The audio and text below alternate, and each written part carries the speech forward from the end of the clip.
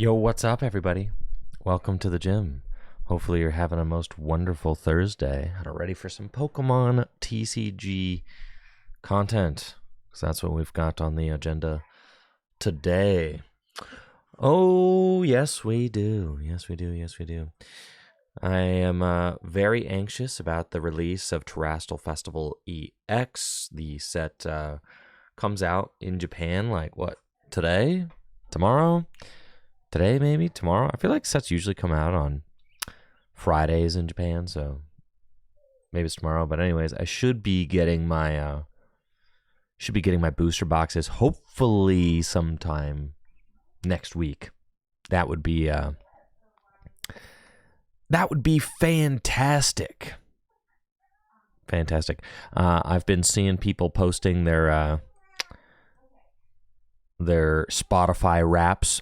I don't have Spotify, I use Apple Music, so I got an Apple Music replay.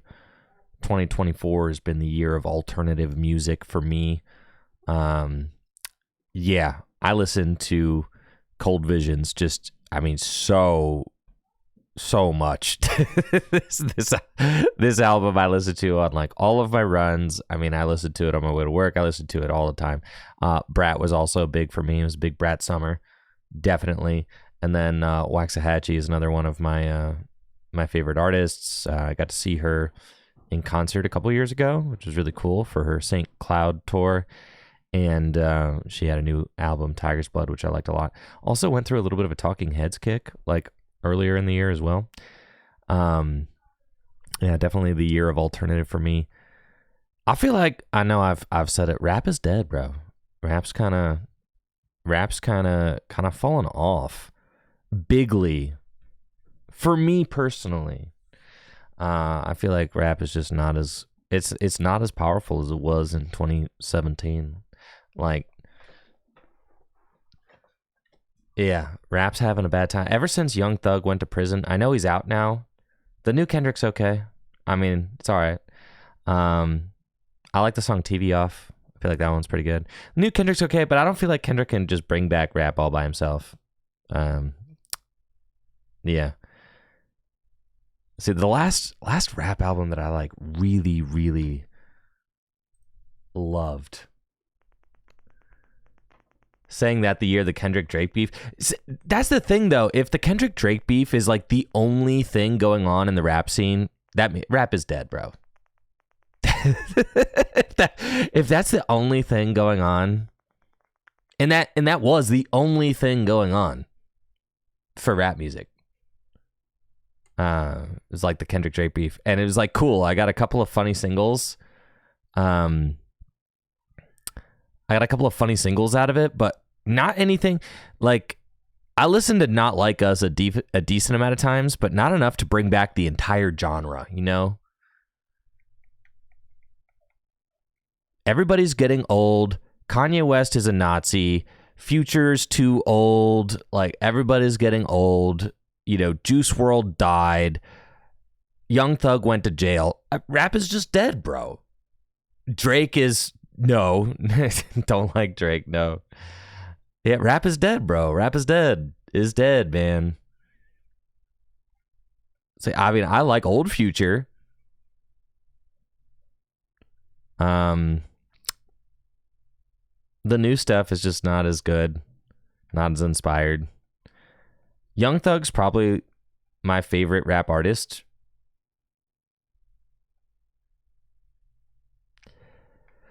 Probably my last.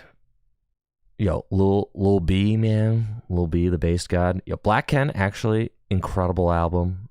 Six Kiss, incredible album.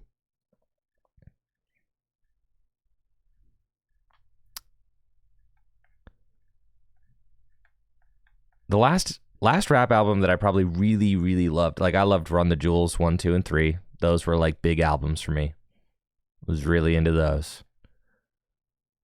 Run the Jewels 4 was okay.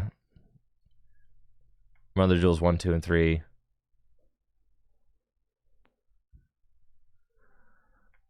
Brandon said all this stuff in the 90s when Eazy died. That's so sick.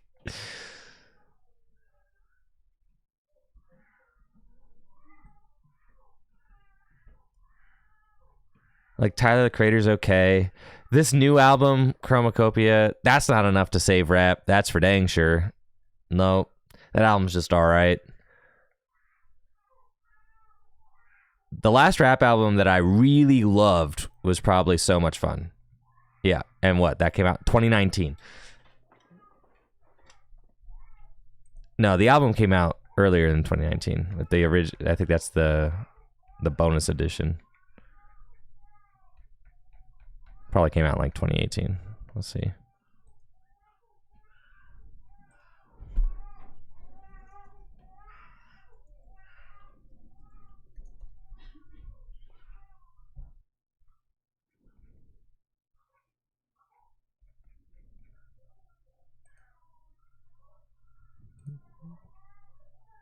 No, 2019. Yeah.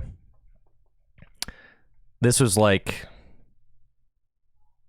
the last rap album that I like truly loved was probably So Much Fun. And then I like listened to the Baby Keem album like probably more than I needed to. 2022. That was like, honestly,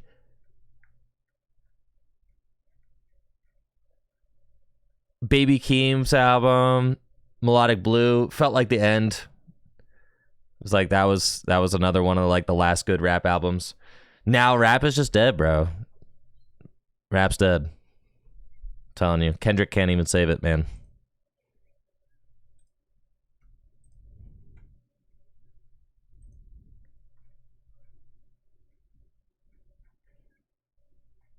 Rap needs reinvented. It'll come back, of course.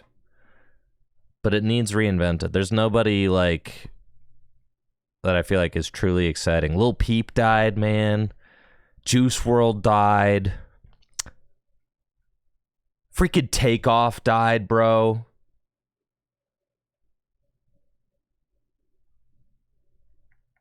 Rap is dead. Young Thug went to jail. Kanye is a Nazi. Rap is dead. Rap is dead. That just is, it's dead, man. Yeah, X died. Right. Mac Miller died. Rap is dead. I'm telling you, and I knew going into this year for my Wrapped, I was like, or for my Apple Music Replay, I was like, I'm not going to spend the year listening to trash rap music because that's pretty much all that's out right now.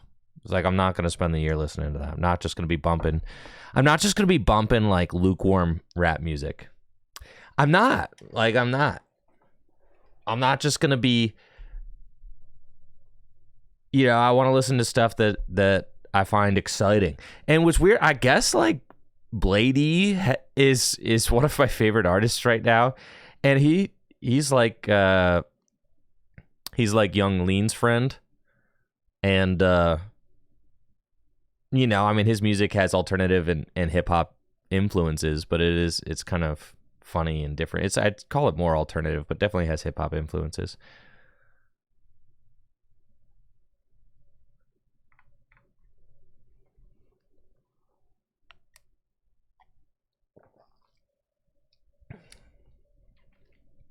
I know Post Malone is a country heart. Yeah, Post Malone don't even make rap music anymore. No. See, and hip hop was still my second genre, but I was getting back to my alternative roots. I really liked the stuff that Charlie was putting out. Charlie has been one of my favorite artists for a long time, actually. Let's see. Yeah, I had her on repeat for a little while now. And Brat was really good. I think How I'm Feeling Now was my favorite. I don't know why I don't have that whole album on my thing, but anyways, How I'm Feeling Now is probably my favorite Charlie album up until Brat. I'm not sure that Brat dethrones this for me. This album was really cool. Came out right at the start of the pandemic as well. and I felt like it was one of the most inspired, like, pandemic era. Yeah, I agree with Natalie there. Yeah, I think this was one of the most inspired pandemic era albums. You know, in the fact that she kind of like collaborated with fans and talked with fans about the creative process of making the album on like Discord and stuff. On Zoom calls, right? Yeah. Here we go. Boom. On Zoom calls. Yeah. I just think that that's so cool. I agree with that take too. Yeah. There's some skippers on Brat. I agree. But on How I'm Feeling Now, no skippers. Perfect album. It's also like perfect album length. Right? 37 minutes. Chef's kiss. It's exactly what you want in an album. 37 minutes. Perfect. GNX. This album is not enough to save rap music. Okay, Squabble Up is okay. Luther is okay. It's more of like an R&B song. TV Off is probably like the best song on the album. Whacked Out Murals is okay. I mean, they're okay. Everything's okay. I don't think nothing on this, not a single song on this album is as good as Range Brothers on Baby Keem's album. Not a single song. Am I wrong? Not a single one. I'm telling you.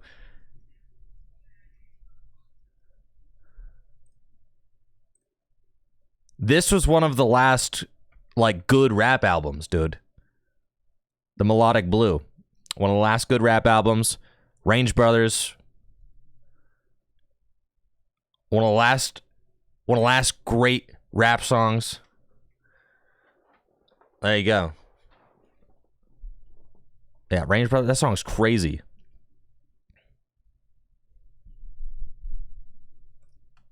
I was singing that song and playing it. Like, I had that song going for years. And that album going for years. I spun that album for years. Honestly, it really stood the test of time. I don't really see myself revisiting GNX a lot. I'm definitely not going to be revisiting... two phones, literally. I know. I'm not going to be revisiting this album a lot from Tyler, the Creator. I'm not going to be revisiting GNX a lot.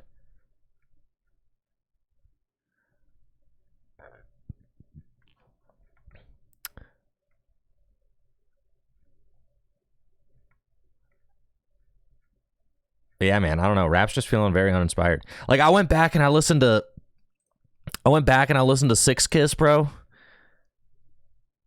Music like this ain't coming out right now, man. Lil B, Six Kiss. Incredible album right there. Man. Absolutely incredible. Lil Peep, man. Ain't nobody out there like Lil Peep. Ain't nobody out there like Juice WRLD right now. JD, you're coping, man. This Tyler album is like mid galore. No, it's not even the best Tyler album. Call Me If You Get Lost was like way better. Like way better. Like, this album's actually pretty good. Flower Boy was pretty decent. Even Igor was pretty good.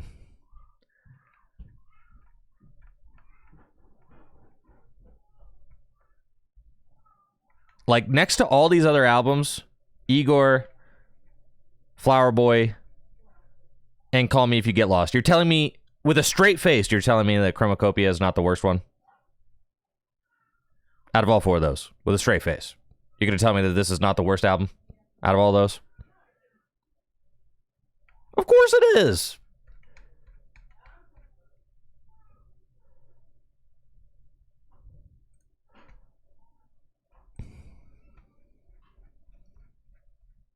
But yeah, anyways.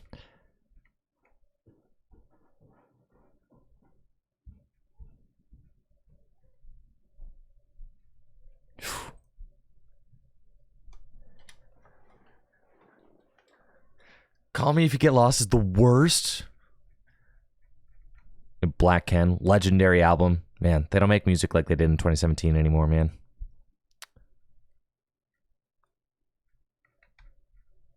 They really don't.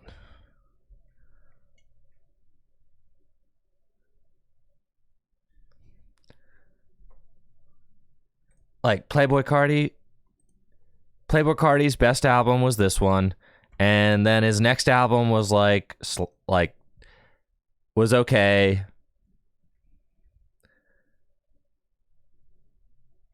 Man.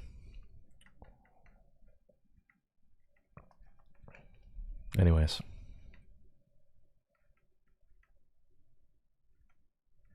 I digress.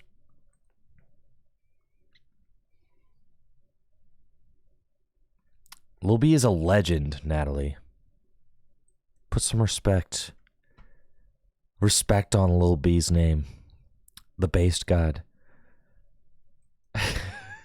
Thank you, Morris, for that Prime sub in the 52 months. Did you get your playmat, Jesse? Heck yeah, dude. Heck yeah, I'm glad you like it. I'm so happy with how the playmats turned out. They turned out amazing.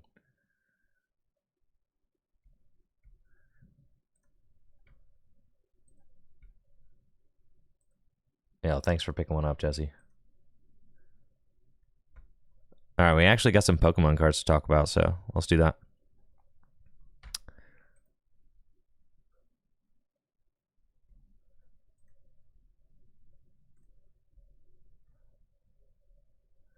Music peaks when you are 17. No, I actually don't believe that. There's no way music peaked in 2006.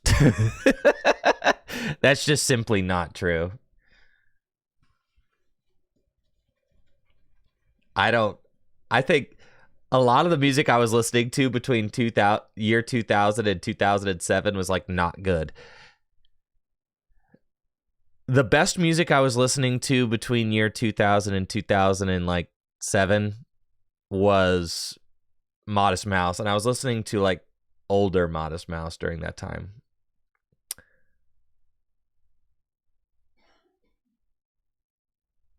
I was listening to like Moon and Antarctica. I was listening to like Lonesome Crowded West.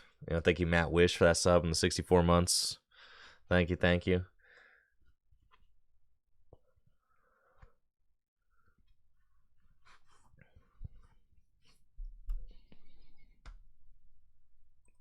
But now Modest Mouse not putting out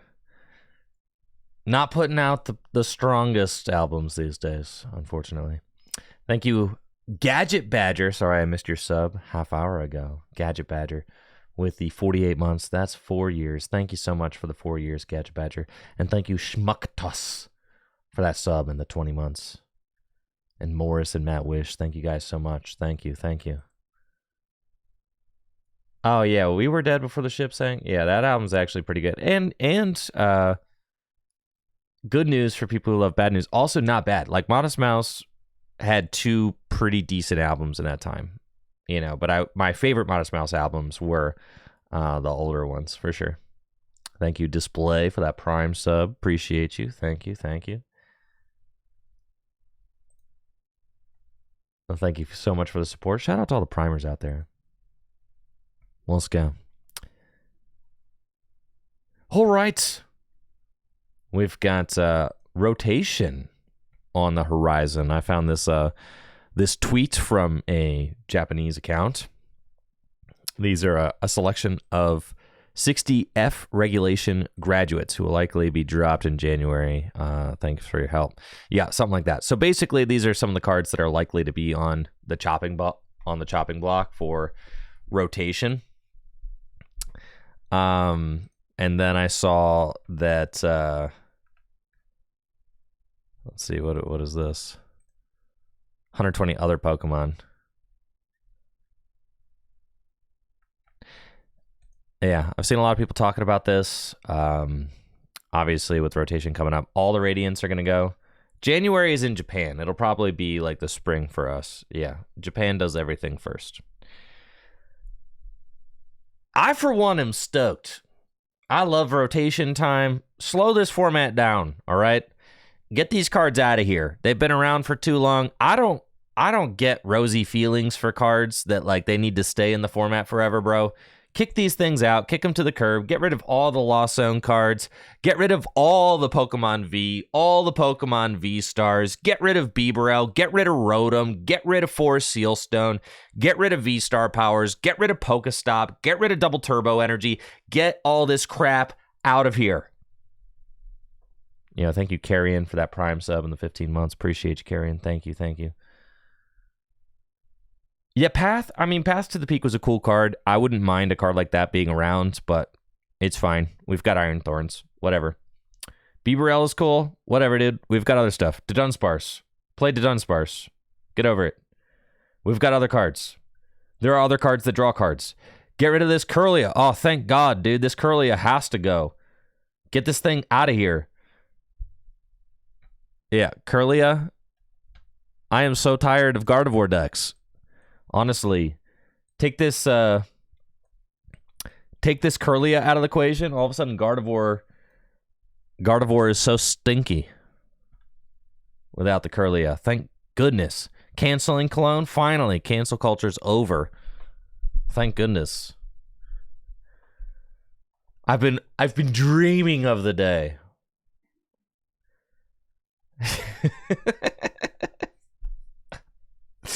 Can we have back the yellow frames? No. Manaphy's gone. Great. You've got I don't know, Rhombus or whatever his name is. You've got the Dung Beetle, man. Snorlax stall. Goodbye. Thornton. Finally, people could stop telling me to put Thornton in my deck. Yeah, Rabska. The magic dung beetle, yes. Yes. Finally. People stop telling me to put Thornton in my deck. Finally, Lugia V-Star is gone. Finally, Radiant Greninja. Honestly, think about some of these cards. Is Radiant Greninja just not one of the most powerful Pokemon cards printed in the last, 5 years? This card is, way too good. This card should have never been printed, man. Never. This card should have never been printed. Absolutely never. Its ability is too strong. Its attack's too strong.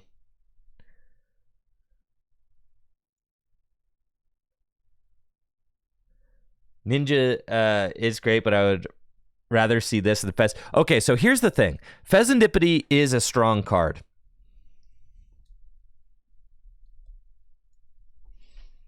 Oricorio GX, it's crazy because Fezandipity literally existed in 2019 with Oricorio GX.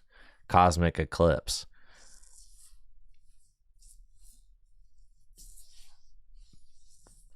I guess during the time that Oricorio GX was out, there really wasn't even... There was no N, there was no Iono. So, what? It was just Marnie was the only hand disruption card? I guess it was Reset. There was Unfair Stamp, right? Reset Stamp. There was Reset Stamp. That was the hand disruption card. Reset Stamp. This card did see a lot. So what I'm trying to decipher is what made Oricorio GX's time in Standard different than Fezandipity's time.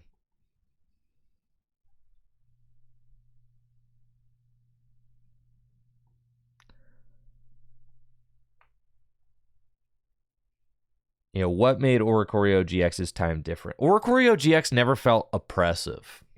It was always like, all right, it was good. It allowed decks like Baby Blacephalon to live. Is it because you used to go 3-3? Yeah. I don't think people really attack with Fezandipity that much. No, I mean, almost never.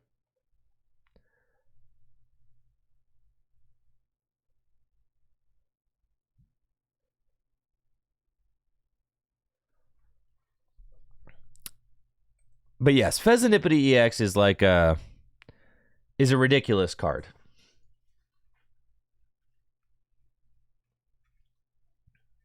It is.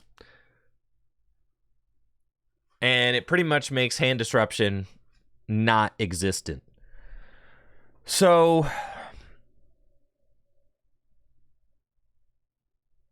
it makes you miss cards like Path to the Peak.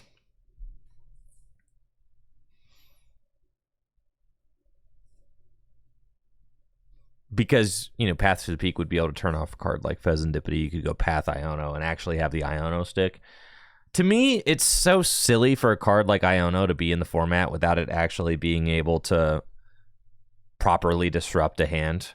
And with Pheasantipity, Mew EX, all that, it's just really not possible. I don't think that they have to reprint Path. I mean, just any card. Reprint Garbodor, bro. Who needs Path if you just give us Garbodor?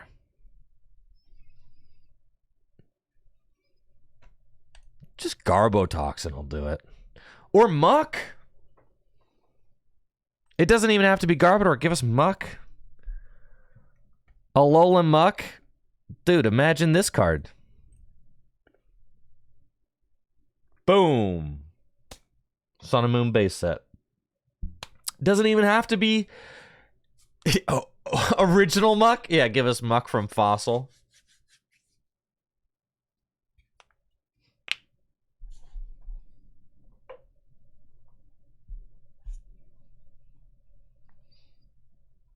I do think that I would like to see like a proper ability locker back.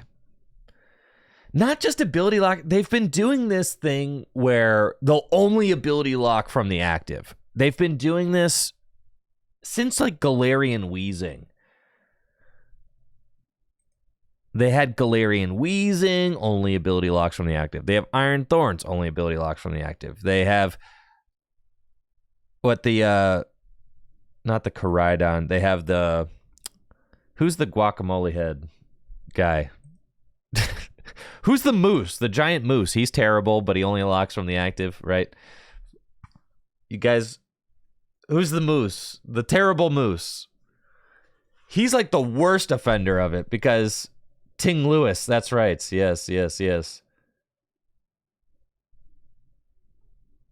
Yeah, Ting Lu, terrible. Like, the game designers have been extremely soft on ability lock for years now. Fluttermane only locks from the active. Ting Lu only locks with damage counters on the Pokemon and doesn't lock EXs. Klefki has to be in the active, only locks basics. Fluttermane only locks the Pokemon that's in the active spot. The new Gastrodon only locks stage 2 Pokemon, but only on the bench.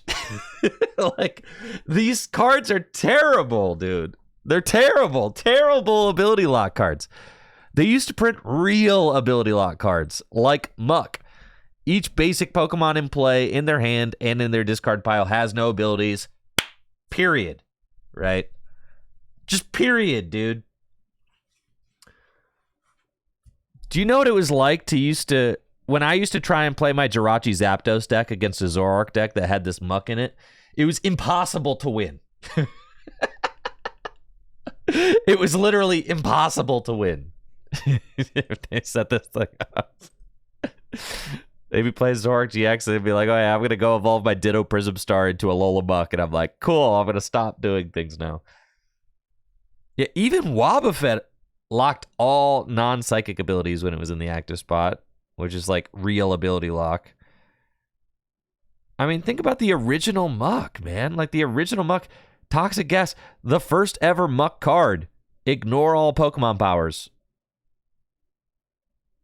Just boom. Over the last 25 years, the game designers have progressively gotten extremely soft on ability lock. Ignore all Pokebodies and Pokepowers. Thank you, Ray Nor, for the sub in the 25 months. Thank you.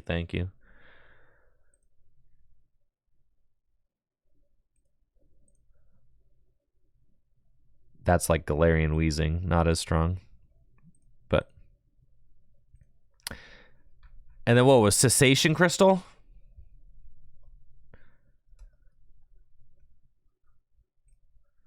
Attach Cessation Crystal to one of your Pokemon, excluding Pokemon EX that doesn't already have a tool card attached to it. If the Pokemon Cessation Crystal is attached to the Pokemon EX, discard it. As long as Cessation Crystal is attached to the active Pokemon, each player's Pokemon can't use any Pokepowers or Pokebodies. God, game design used to be cool, man. Because you used to be able to...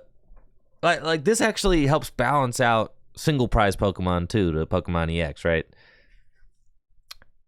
And when this card was printed, there was no easy tool removal. So, there was no tool removal. They're like, Windstorm wasn't out yet. I don't think, when this card was originally released. So, I do like the new Badoo. I do. Dude, Magby? They used to print... Man. All Pokemon powers stop working until the end of your next turn. Cool card, man. Cool card. And can only be damaged 50% of the time. Hex Maniac.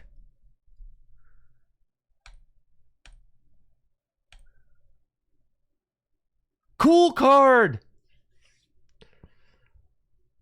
Until the end of your opponent's next turn, each Pokemon in play in their hand in the discard pile has no abilities, period. No abilities. Just bam, ability lock on a supporter.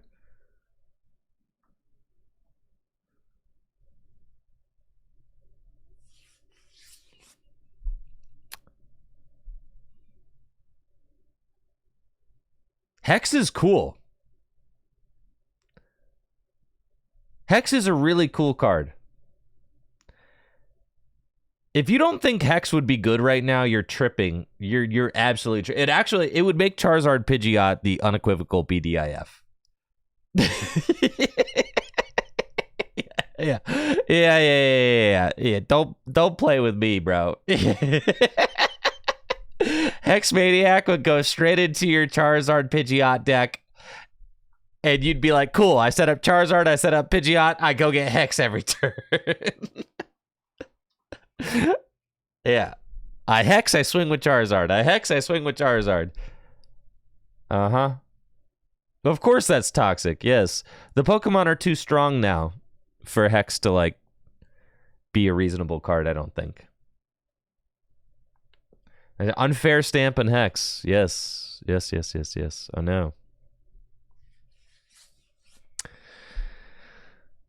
The Pokemon all one-hit KO each other, and the games only last 4 turns. So being able to turn on... Like, think about this. In the modern Pokemon TCG, if you play Hex Maniac, 1 turn, that means that your opponent doesn't have abilities for 25% of the game. If you play it 2 turns, then that means your opponent did not have abilities for half of the game.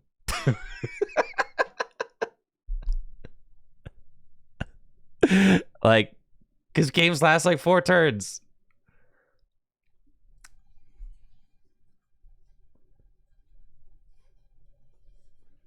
So,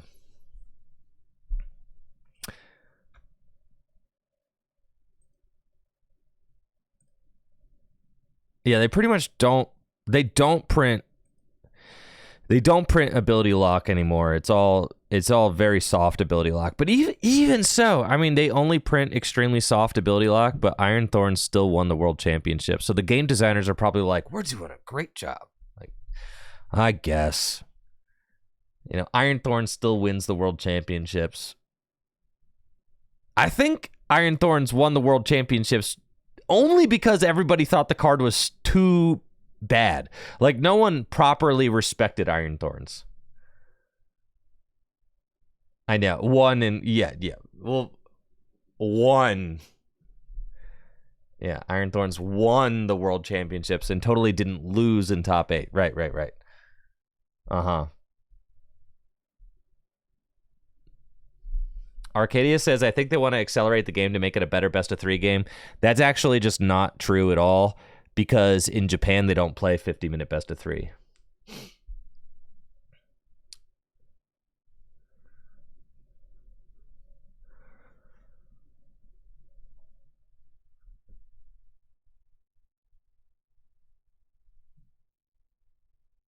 Hexmaniac would be best in Pidgeot EX decks. Wasteland. It wouldn't be played in every deck, but it would be played in Pidgeot decks. It would be played in, like, you could play it in Pidgeot, you could play it in Gardevoir as well. I feel like in Pidgeot, Pidgeot Charizard and in Gardevoir EX, Hexmaniac would be obscenely broken.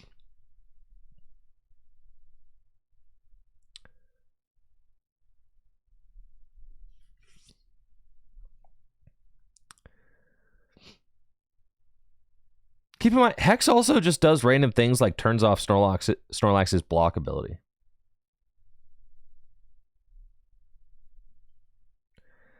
Gardevoir wouldn't exist if Hex was... That's also a possibility, I guess.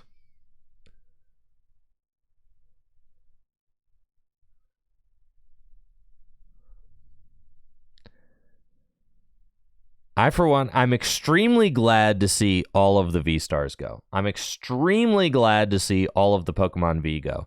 I felt like I'm extremely glad to see all of the cards from the Sword and Shield era go. I think that Dragapult, any stage 2 deck that like plays Pidgeot would probably like Hex. Yeah.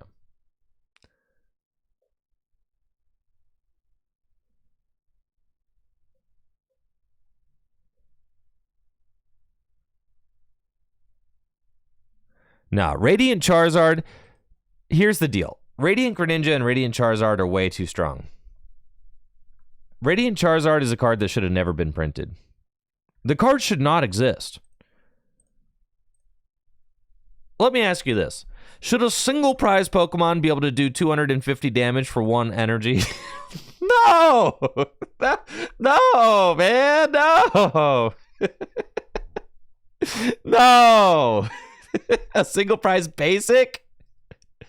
Doing 250 damage for 1 energy? Like, no, dude. Like, what? No.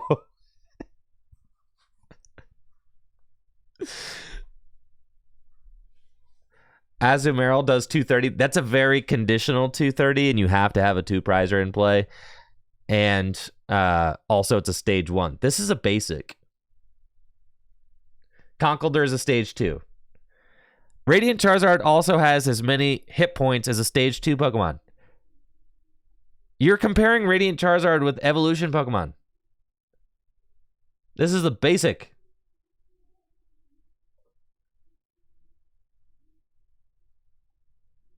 Radiant Charizard is not as strong as Radiant Greninja, but it's right there.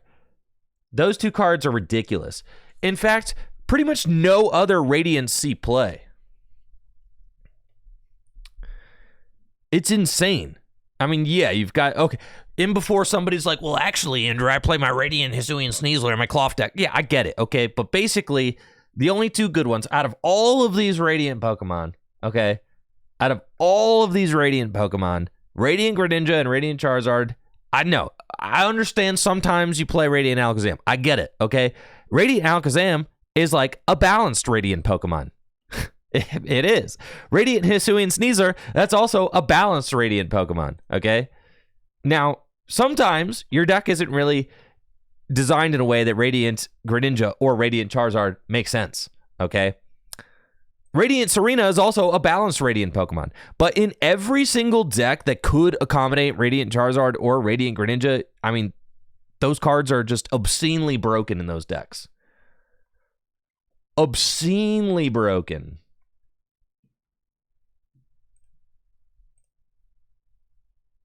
And Greninja could go into just about any deck, yes.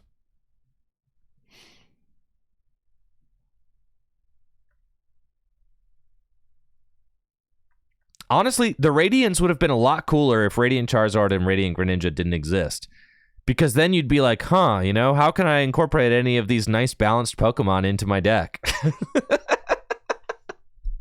It'd be like, man, is it worth it to try and incorporate, you know, a nice balanced one of Pokemon into my deck? Radiant Charizard and Radiant Greninja were like way overpowered compared to everything else. Way, way, way, way, way overpowered.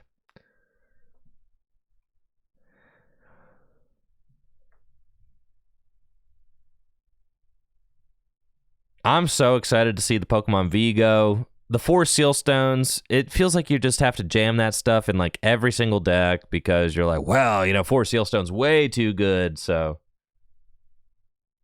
Why do I think Radiant Venusaur doesn't see any play? It's just because it's not as immediately good as any of the other cards. It's just not as good as Radiant Greninja, and it's not as good as Radiant Charizard.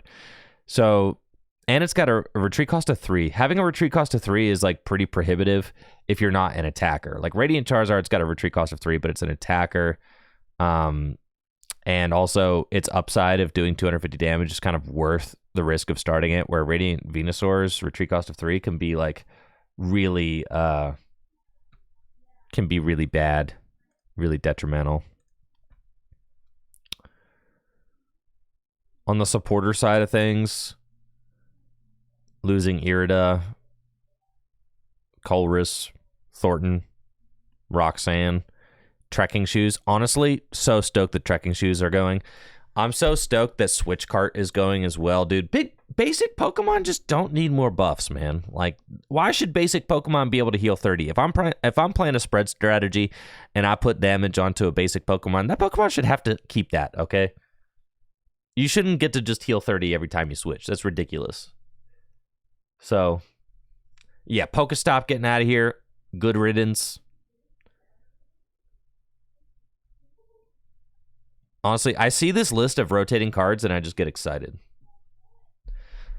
Thornton's a good tactical card. That's fine. They always reprint crap like Thornton, okay? It'll be back as something. Yo, Swoop Teleporter?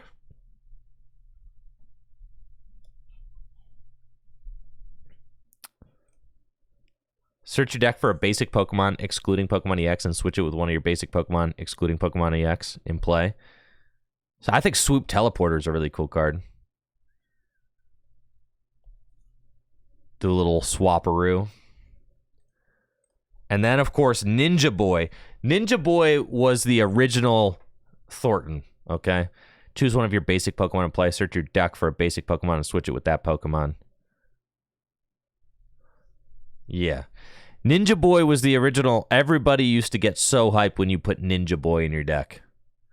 Now people get hyped when you put Thornton in your deck.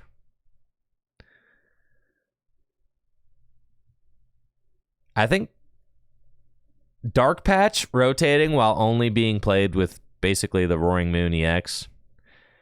And Roaring Moon EX, I think about the fact that Roaring Moon EX is not even... And it top forward Worlds, but it still continues to get some results, but it's not even like a dominated force in Standard because there are other decks that are just even more powerful than that. Hisuian Heavy Ball was a nice card, but they usually print cards that interact with the prizes.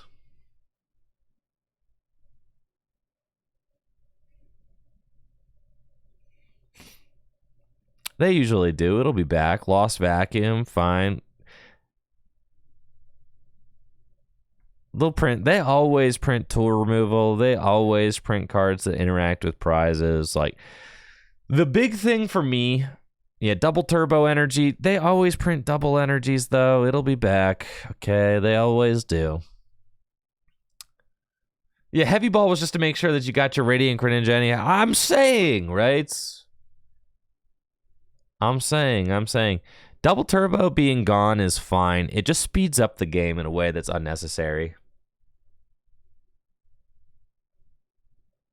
You can still use all of the legal cards in Gym Leader Challenge, of course. I mean, you can't use, like, Rule Box Pokemon, but everything else.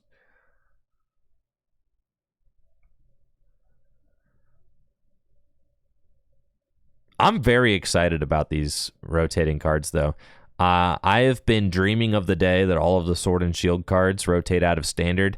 I feel like the Sword and Shield block was one of the worst designed blocks of cards in the history of the Pokemon TCG. When I look back at all of the different blocks, like think about, all right, the original EX block. I think about the Diamond and Pearl block. I think about Heart Gold Soul Silver block, Black and White block.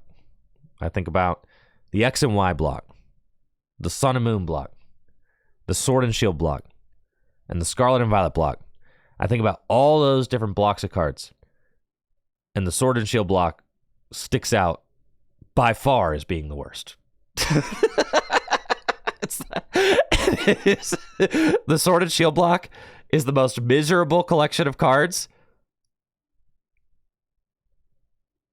Team Up is not a block. Team Up is part of the Sun and Moon block. And you got to take the Sun and Moon block as a whole.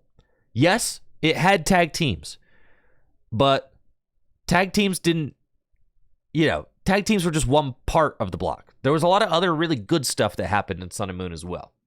Like, yes, there's a lot of really good stuff that happened in Sun and Moon. Yes, tag teams happened there, but for me, the good outweighs the bad. I do have a visual representation of this. Of course I do.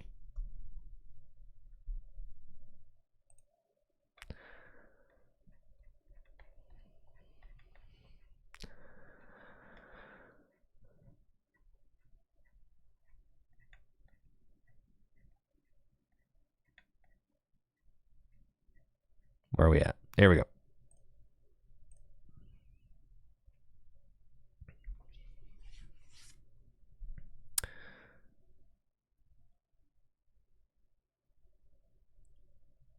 What really made the Sword and Shield block so bad, and I know there's a lot of people probably started during the Sword and Shield block, a lot of people probably have fond memories of cards during the Sword and Shield block, but let's kind of just talk about it objectively. Let's talk about it objectively for a little bit, okay? Because, I love the Pokemon TCG. I love it. It's my favorite thing in the world, obviously. I know sometimes you listen to me, you're like, dang, this guy must hate Pokemon cards. Actually, the opposite. I love Pokemon cards. What made the Sword and Shield block so miserable from a card design standpoint was... None of those cards are really Sword and Shield cards, so... what made it so miserable from a design standpoint was that you had giant 2-prize Pokemon that evolved into giant 3-prize Pokemon, right? So the advent of Pokemon VMAX, they just sped up the game in a way that you were just trying to win the game by taking 2 VMAX knockouts. VMAX Pokemon could often one-hit KO other Pokemon V, and VMAXs were very powerful attackers, right? But they evolved from Pokemon V, who were all pretty much terrible. And the Vs didn't really do anything, right? So what kind of defined the Sword and Shield block, and you even see some of this now in current standard because there are still V-Stars a lot around, but what defined the Sword and Shield block was that everybody was playing these powerful VMAX and V-Star cards, right?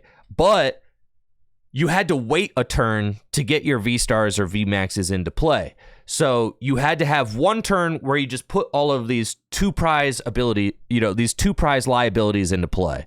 And then the first player to get their powerful VMAXs or V-Stars online would be able to start the trade by knocking out one of the opponent's, weak little Pokemon V that didn't do anything. And then that player would 9 times out of 10 go on to win the game because they were the first player to get their VMAX into play. They were the first player to take a knockout on your 2-prize Pokemon V, and then they would go 2-4-6 and win. And that was just the extent of it. And the Pokemon V, Pokemon VMAX, Pokemon V, Pokemon V-Star mechanic just wasn't really very interesting. There wasn't anything exceedingly interesting about these Pokemon. They kind of ruined the idea of evolution. You weren't really even evolving Pokemon. You didn't have like these little Pokemon that evolved into bigger Pokemon. In fact, the VMAXs were all just so bloated and powerful that they made it so that you pretty much weren't playing any non-rule box Pokemon. The Vs, the V-Stars, the VMAXs, they all just took over. The only non-rule box card that was worth playing during this entire time was Shady Dealings Inteleon. I mean, that was like the only non-rule box card that was being played was Inteleon. And the reason why Inteleon was being played was only to go get items for your broken Pokemon VMAXs and V-Stars. And that was it. I mean, you weren't really attacking with it. It was just basically an engine that was used to go get, crap for your VMAXs and your V-Stars. I mean, as I scroll through here, like, think about, all right, we're looking through the entire Sword and Shield block, right? We're looking through the entire Sword and Shield block. None of these single prize decks were good. None of these single prize Pokemon were good. They all just got completely swallowed up by Pokemon VMAX, Pokemon V-Star. The only ones that were truly good was Inteleon. Like, Bibarel saw play, but only to support your Arceus. Lost Zone Box, sure. Lost Zone Box, but then you would just play it with, like, the broken Pokemon V as well. Like, Lost Zone Box might be the only exception.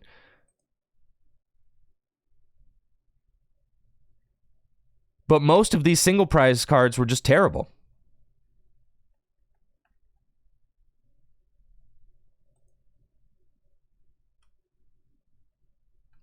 Except for the Radiant. Then, except you have, like, the most extremely broken Radiants. Those were the ones that would, like, break through, right? But from a game design standpoint, it just became very uninteresting because you had these extremely powerful V-Stars and V-Maxes. The game would boil down to which player got their V-Star or V-Max into play first. A lot of times, it would just be a matter of which player went first, right? And was able to evolve up into their VMAX or V-Star first. I mean, think about a deck like Mew VMAX, right? I mean, Mew VMAX, you were just kind of evolving into Mew VMAX, and then, boom, knockout game. A deck like Shadow Rider Calyrex VMAX. Turn 1 with Shadow Rider, you just put your Shadow Riders down and then you pass. Turn 2, then you evolve into Shadow Rider Calyrex VMAX and you start one-hit KOing everything.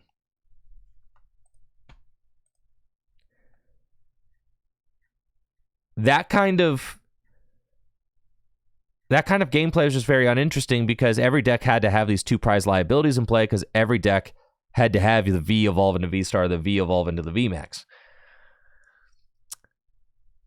What kind of makes the the Scarlet and Violet block have so much hope is that your powerful Pokemon evolve from single prize Pokemon. So even if you're not the first player to get your powerful two prize Pokemon in play, you don't have to have, like, say for instance, if you're playing a Charizard EX deck, you don't have to have a bunch of Charizard Vs in play, right?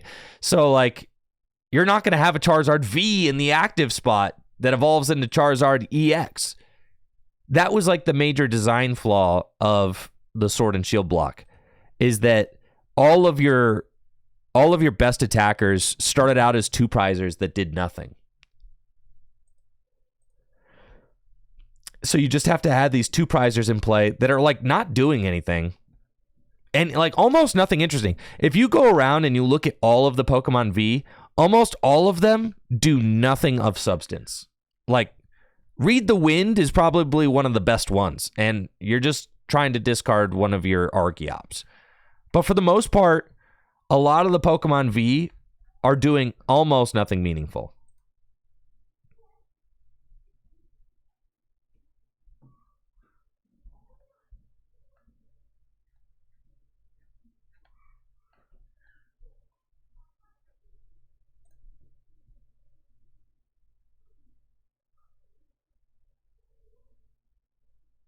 God, like, Eternatus VMAX mirrors were just so uninteresting. Crobat V, man. So, one of the major keys to fixing this problem is making your powerful Pokemon actually have to evolve from single prize Pokemon. And what makes that so much better is that you don't have this two prize liability in the act. You're not, like, by being the first person to lose a prize, you're not just automatically starting, with a third of the game lost already. Yeah. And it is just, it's such a significant improvement in game design. It's the same way that Pokemon GX worked in the Sun and Moon block. The GX Pokemon, like your Gardevoir GX, they evolved from single prize Pokemon. So that if you weren't the first person to get an attack, that's okay, because you probably only lost a single prize. And then you could evolve into your powerful Pokemon and go from there. But, yeah. I'm very excited to see the Sword and Shield cards go. I think it's going to be great for the game. I still think the Pokemon Company is printing Pokemon that are just a little bit too powerful. I don't think from a game design standpoint that basic Pokemon should be one-hit KOing everything in the game. That's something that, from a game design standpoint, what is the point of evolving your Pokemon if basic Pokemon can one-hit KO everything in the game? Like, just existentially. What is the point of, like, getting a Pokemon into play and evolving it if basic Pokemon could just one-hit KO everything? Like, what's the point? If basic Pokemon can get the job done, why would I bother evolving? Evolving is just too slow, right? So I think that basic Pokemon should not be doing as much damage as they do. That's like one of my major criticisms of the game right now. Because as you evolve your Pokemon, your Pokemon should get more powerful, right? As you evolve them into play. So basic Pokemon should not be obscenely powerful, right? Because then there's no point in evolving. Yeah, thank you, Tony, for that sub in the 50 months. Appreciate it. Anyways, that's my boomer rant. Let's play some cards.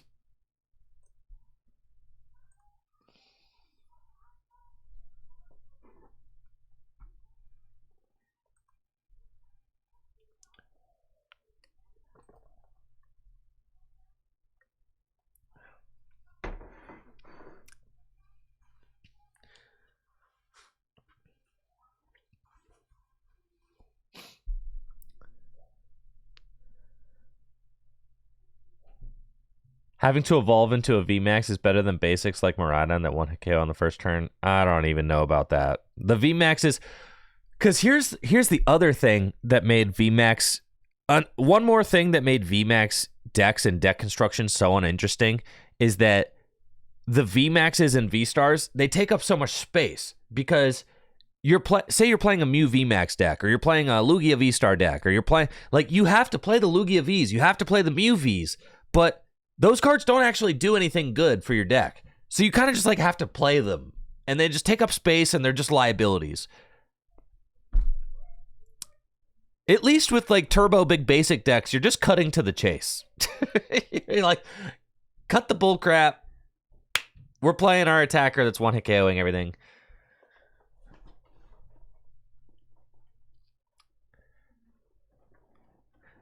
All right, let's say it like this. VMAXs and V-Stars are just big basic decks with extra steps. How about that? Yep. VMAXs and V-Stars were just big basics with extra steps. They all read like big basics. They don't actually evolve from anything like little. They evolve from big basics. They're basically just bigger basics.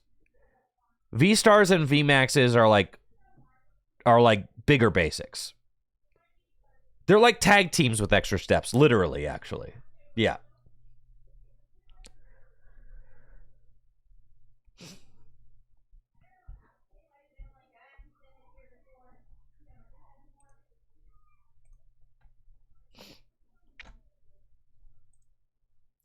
Let's warm up with Regidrago.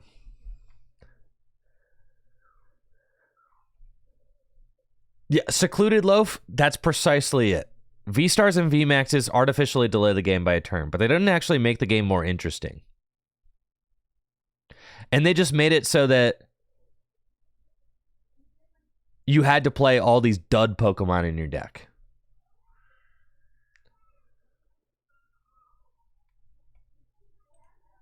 Which is exactly it's exactly the case with Regidrago V-Star, right? Like, exactly what I'm describing is Regidrago V-Star is like, all right, I have one turn of having to just sit around and do nothing, and then my deck turns into this Turbo Beast monster that can do anything it wants to every single turn.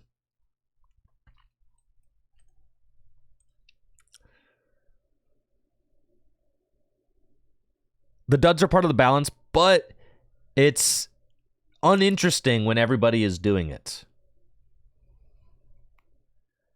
It's uninteresting, is my criticism. Like, if I have a Regidrago V and V-Star deck, and it's like, okay, my deck, I have to start out all these Vs, and my opponent has to start out all these Vs, and then I evolve into V-Star first, and then I take out their Vs very easily, and then they evolve into V-Star, and it just doesn't... The game is more interesting if you have Pokemon like Ralts that evolve into your main guys.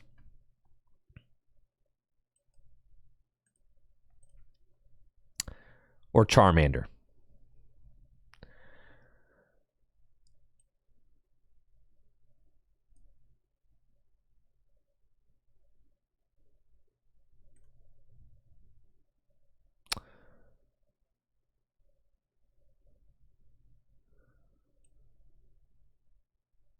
Okay.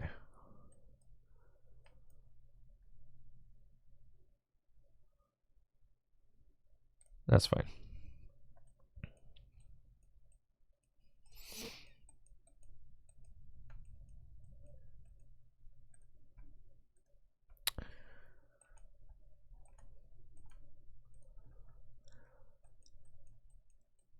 Just gonna go with the old Squawk and Seas here, Super Rod.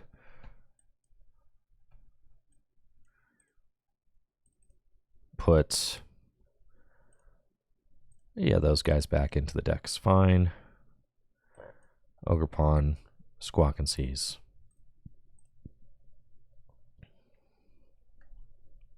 Beautiful. And then gonna go get a second Ogerpon. Earthen Vessel. Get these. Attach. Teal Dance, Teal Dance. And we're feeling like we are ready to partay. Feels good, man. Okay. Passing on over.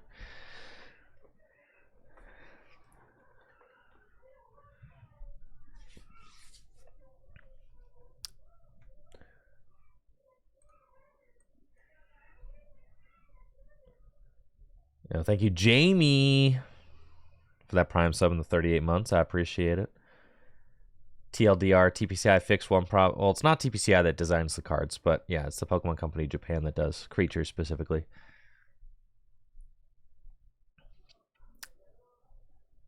I kind of agree with Atomic Waffles. Yeah, Rare Candy doesn't need to be a thing.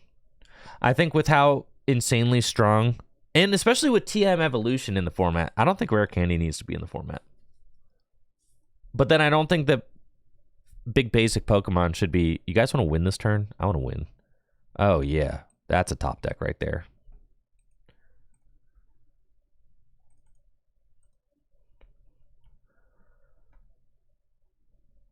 Let's go.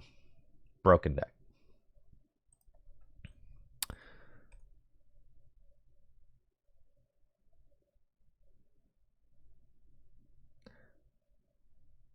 Zeta says, there's something charming about a little guy that does nothing. Exactly. There's something charming about a little guy that does nothing rather than some over-designed thing that also does nothing. Right. It's like, if I'm going to have a guy that does nothing, I'd rather him be a Charmander, right? Like, think about how silly Regidrago V is. Regidrago V does nothing for this deck, okay? Regidrago V is just a thing that I have to have before I evolve into my overpowered monster, okay? Now, I'm not saying that Regidrago V-Star should be a basic, but I am saying that Pokemon like Regidrago V and Regidrago V-Star should not exist at all in the game. Like, neither of them should, actually.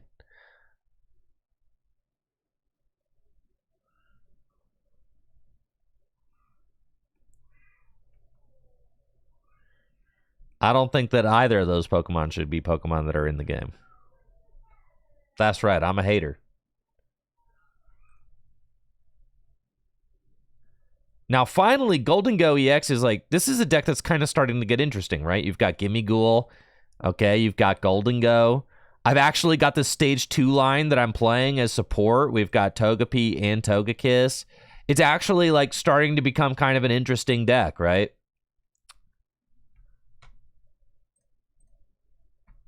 I actually kind of like the direction, like from a game design standpoint. Okay, because let's talk about this. From a game design standpoint, I think that in a way, like Golden Go is kind of like a V-Star, right? It's got 260 hit points. It evolves, but it's different. From a game design perspective, it's way more interesting to have, like, imagine 2 Golden Go decks playing against each other. It's way more interesting when the first Golden Go player to evolve into Golden Go is only looking at your opponent's Gimme Ghoul, right? It is like, huh.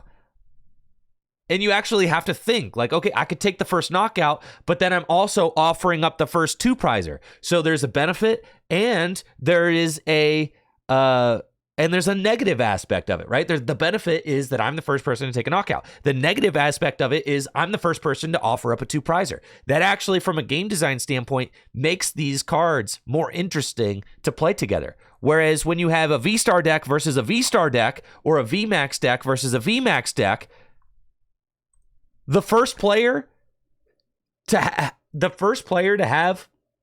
the V-Star in play is just purely at a benefit because they get to just knock out the 2-prizer first, right? In fact, yeah, like that pretty much is it, right?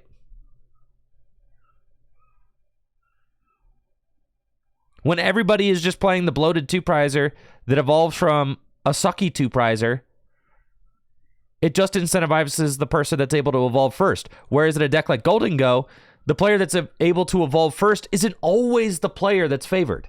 Because sometimes you can be the first person to evolve and the first person to take a knockout, but then your opponent can play cards like Pheasantipity and can draw, and they can actually be the first person to take a 2-prize knockout, which is big, right? So then that's what I'm saying. There's so much depth to taking the first prize. So then you actually have to play like a cool catch-up card like Togekiss to try and make up for those odd prizes that you took, right? But that requires setting up a stage 2 Pokemon and flipping ahead. So there's like, you see how much more depth and interest there is to a deck like Golden Go than there is to a deck that focuses on V-Stars and V-Maxes? There's more depth. There's way more depth to a matchup like that.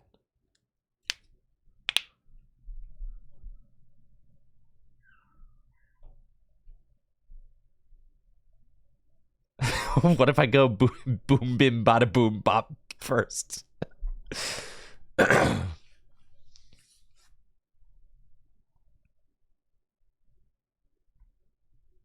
You don't like that taking a prize can make you lose the game? What are you talking about? That's great game design. Having to think about the game as a whole and think about the prize race as not just being like, it's not just Mario Kart, right? It's not like I just put my foot on the gas and the first person to cross the finish line wins. You actually have to think about the game holistically from start to finish. Right. That's called strategy, right? Like that's called strategy, right? We're not playing a racing game.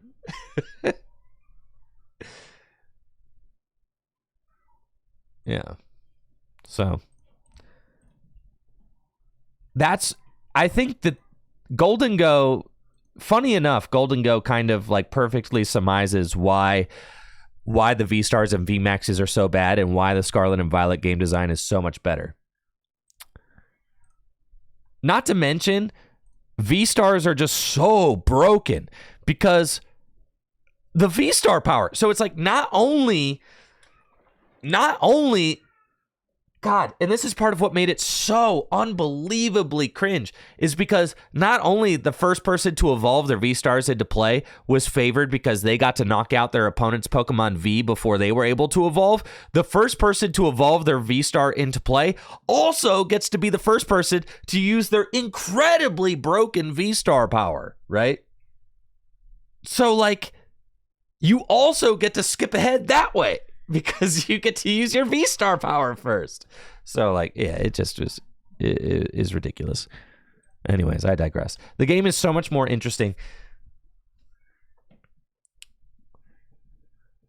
Yeah, Ava said, yeah, can't underestimate the simple pleasure of evolving a Pokemon instead of making it the same Pokemon, but bigger. Right. Precisely.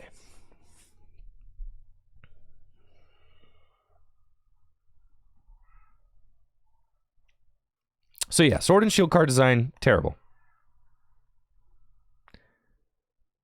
Extremely uninteresting. Extremely bland. The mechanics were all, like, really underwhelming. Uh-oh. Man. Well, this hand is terrible. With Drago, you wait as long as possible to use the V-Star. Yeah. I'm mostly talking about, like, Arceus V-Star and Palkia V-Star, right? Arceus and Palkia, those were, like, the two major offenders on the V-Star front. And Lugia V-Star, right? Lugia V-Star as well. Lugia V-Star, Arceus V-Star, Palkia V-Star. There's a lot of V-Stars that are just like, if you're the first person to use it, you were kind of at a huge advantage. With Regidrago, yes, you like to save it towards the end because it's a different kind of V-Star power. It's more of like a resource recovery. And then they made a stone that lets you use Arceus turn 1. Right. And then they printed for Seal Stone and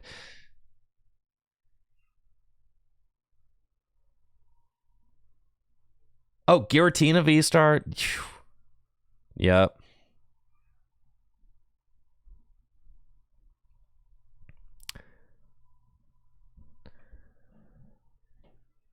All right. Cool. Want to move chat back on? I would love to do that. Thank you for reminding me. Yes. That's actually where I prefer chat to be, but I forget sometimes. Beautiful. Thank you. Looks like I'm up against a Dragapult deck. Cool. All right. Let's see what we got going on here. I've got a Regidrago V-Star and a Terra Orb in hand, but I don't have any energy. But I also, I have Dragapult and Goodra. This could be a Squawk hand, definitely. If my Squawk was here, but it's not. So instead, this is going to be a whatever, man. Guess I need double energy switch turn 2 kind of hand. And that's okay, because I could totally pull it off. We can. And then with the Terra Orb, I've already got Dragapult in hand, so I'll use Terra Orb, and we can just go get ourselves the Teal Mask Ogerpon. And we are totally just going to pop off and get the double energy switch. I got the Regidrago V-Star in hand already. We're just ready to roll. Let's go.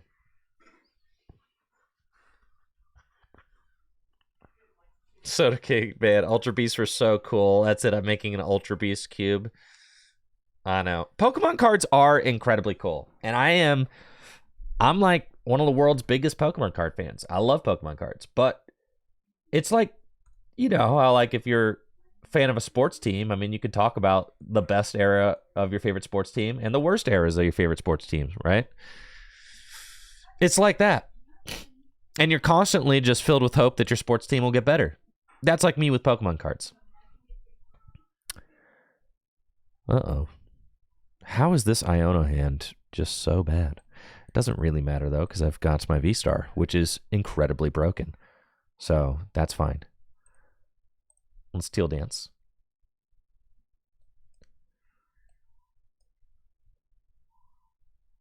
Okay. I don't want to use Boss as my supportive return. I don't want to attach these grass energies.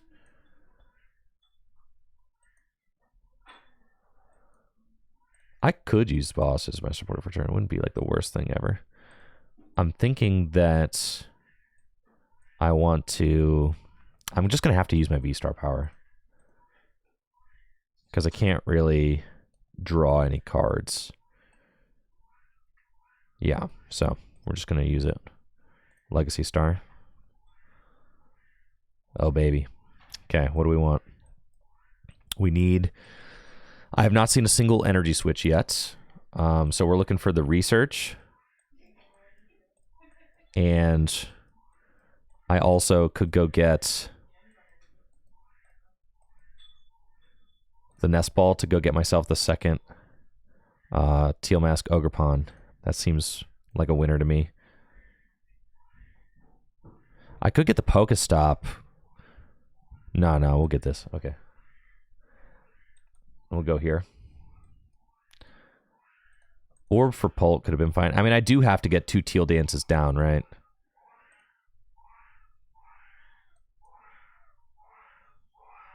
Ooh, there's one energy switch. Okay. Oh, my boy's having a hard time. Poor buddy. Hang in there, dude. Okay, and then put that down. I just need one more energy switch. Oh, baby. But I don't have any dragon Pokemon in the discard pile right now.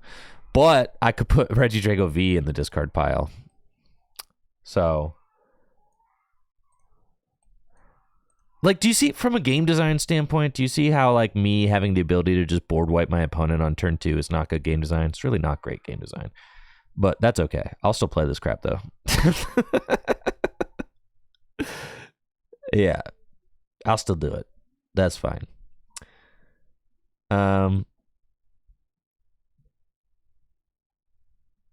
Okay. We have to get this.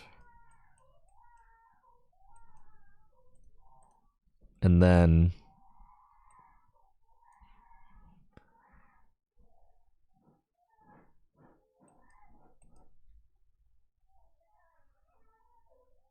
this can't be worth it, but that's fine.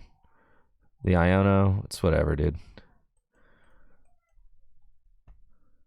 Like, I want the Dragapult so that I can discard it, but it shouldn't have been the Iono. It should have been something else.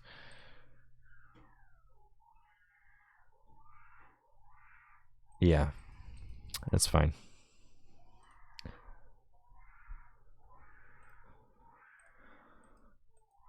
Well, let's roll, baby. Apex Dragon. Give him the Dragon Laser. The Laser Beam.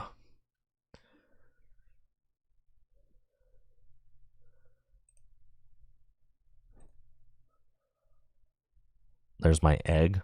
Okay. I think there's one Dragapult EX in this deck. This is Grant Shen's list. The top 4 list. Pokemon cards, like I said, I'm a huge Pokemon card fan. Nothing's going to be able to shake my love for Pokemon cards. I'm always going to play. But that's just the natural, like, that's just the natural thing. Like, if you play Pokemon cards for 20 years, you're going to be able to look at, objectively, you're going to be able to look at 3-year blocks and be like, yeah, these 3 years weren't as good as the other 3 years. Or like, or whatever, right? You're going to be like, I really like what they did here. I really, I'm not the biggest fan of what they did here. Yada, yada, yada. That's just how it goes. Thank you, Twisted TCG, for that Prime sub. Appreciate it.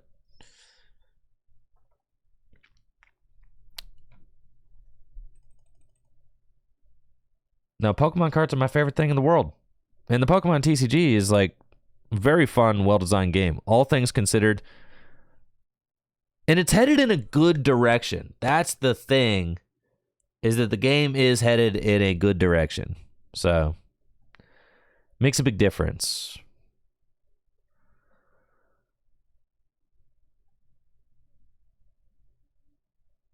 Now, my hand is terrible right now. I should have kept the Iono, I think. I don't know why I got rid of that, but... That's cool. I actually got an insane bailout right there. Actually just the most insane top deck. I'm so goated at this game. It's crazy. God, I could just read minds basically. Okay. So we want to go, and this is why I kept the boss. So we want to attack with Dragapult now. I could just knock out the Rotom and the Duskull. I could take 3 prizes there. I mean, that's pretty good.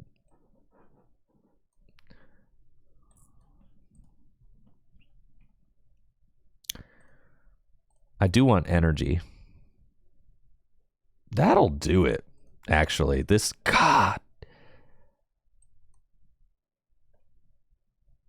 Golly. So broken. All right. God, this deck is so nuts. All I really need to do is just get this sucker ready to go. So I'm not even going to risk it. We're just going to get the 2 energy here, and we're just going to go Apex Dragon.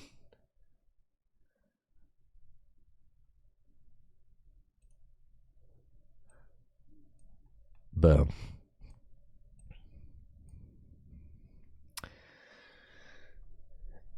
I think you gotta look at the game design from like a big picture, right? So like big picture, look at Sword and Shield versus Scarlet and Violet. Big picture, Scarlet and Violet is way better designed than Sword and Shield. Even with cards that I consider kind of problematic, like Pheasantipity, Dusknoir, and like the generally uninteresting Terra mechanic. Right.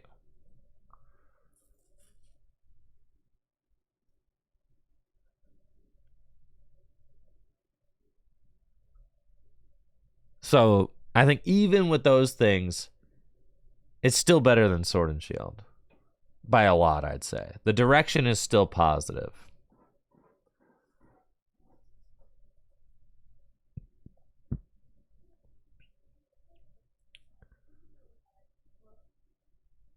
So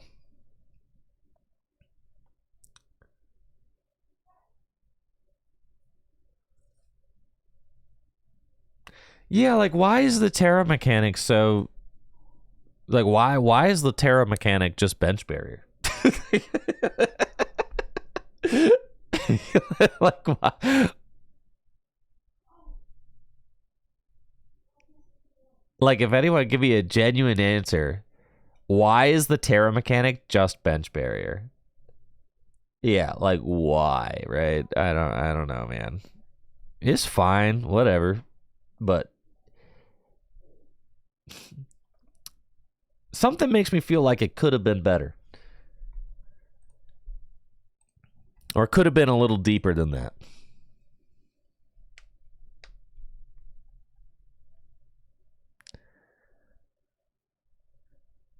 And then I know this is probably not going to be, I don't know, this might be a hot take. But I also think that A specs are generally bad game design. Yeah.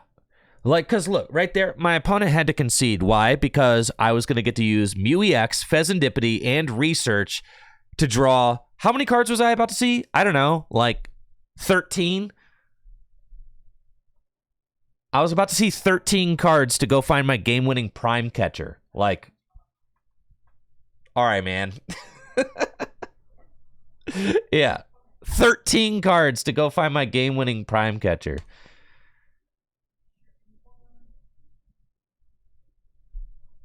And then also, having Ace-Specs and Prism Stars in the same deck also just feels ridiculous.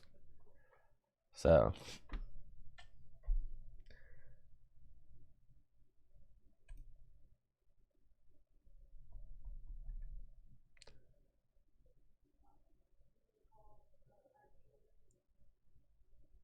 Did I say Prism Stars? I meant Radiance. Sorry. Prism Star, that's literally not a thing. Radiant Pokemon, I think. Having Radiance and Ace Specs in your deck is like kind of ridiculous. But it's fine. It is what it is. The game has to change. The game can't stay the same forever. It's one of the reasons I just love format creation myself. Like, I create custom formats all the time. It's one of the reasons I'm so passionate about the game, because I really care about game design. I really find it very interesting. So, you know, we got Gym Leader Challenge. Gym Leader Challenge is different than Standard. Standard's different than Gym Leader Challenge. Cube formats are different than both of those even. I'm just really passionate about all things Pokemon TCG. I mean, like, I really am. So, and really, all forms of playing Pokemon cards are fun.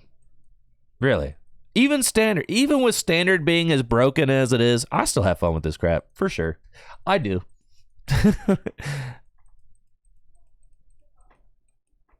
I do. I still have fun with it.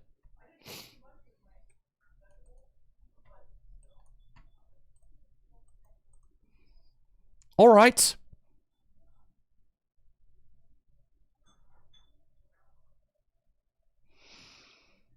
Go ahead then.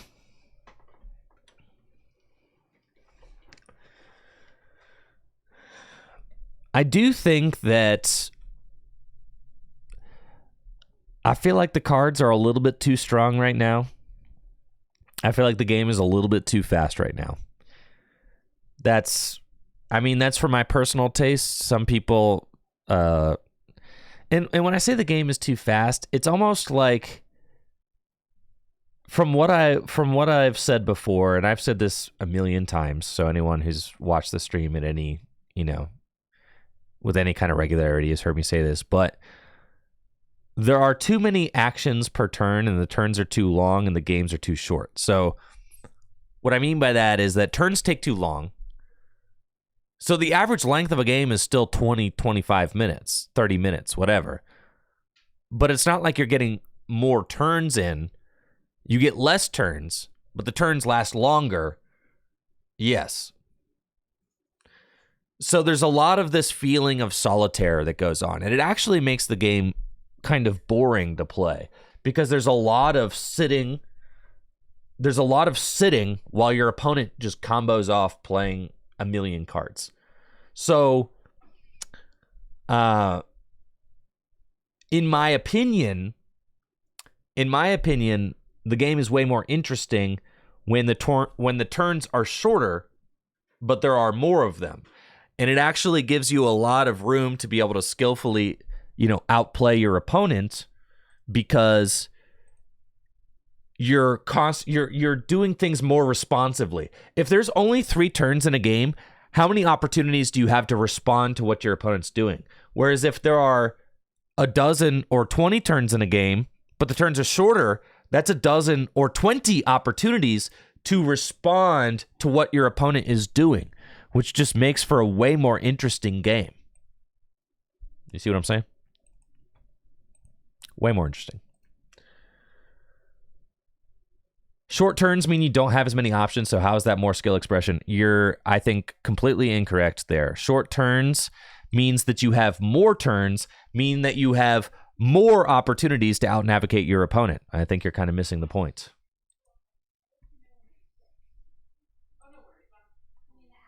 Think of it like chess, right? Yes, think of it like chess. Like chess has short turns, but many. And you're constantly responding to what your opponent is doing, right? There's a lot of skill expression there. Personally, I find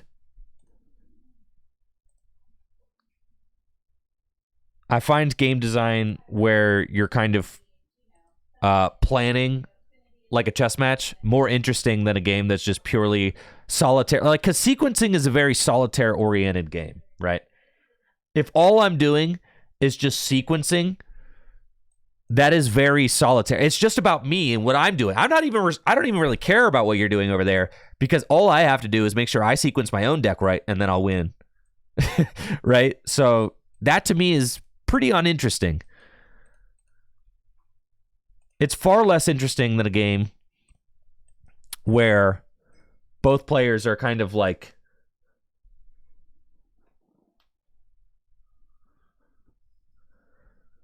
responding to what each other's doing.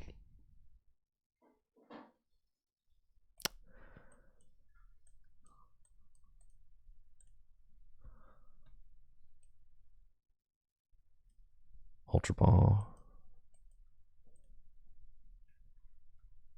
Can I use Alolan Exec? I could have, but I just decided I was just going to hit with... I'm just going to hit with Dragapult and then put damage counters on my opponent's bench Roaring Moon. That just seems better, right? Doesn't it?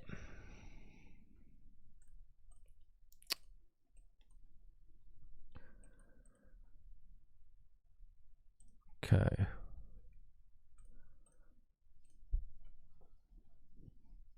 And then you just do Phantom Dive, and then we're going to put... in case they switch cart, I'm going to double up. Or in case they put like a charm on it or something like that.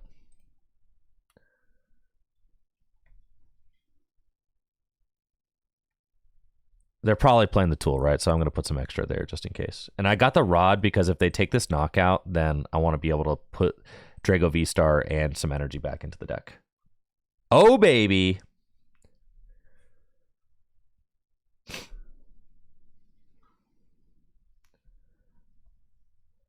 Let's go.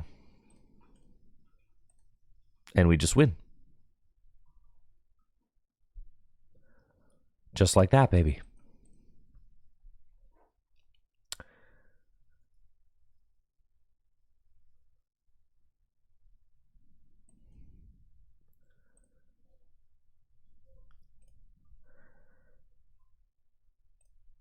Okay, we'll get this guy.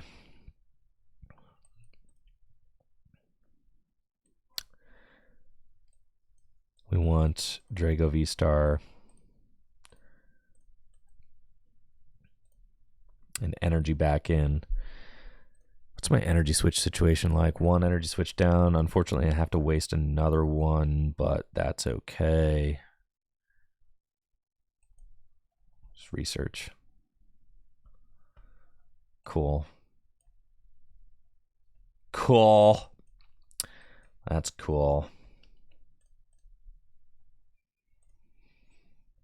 Dang, this deck is broken, dude.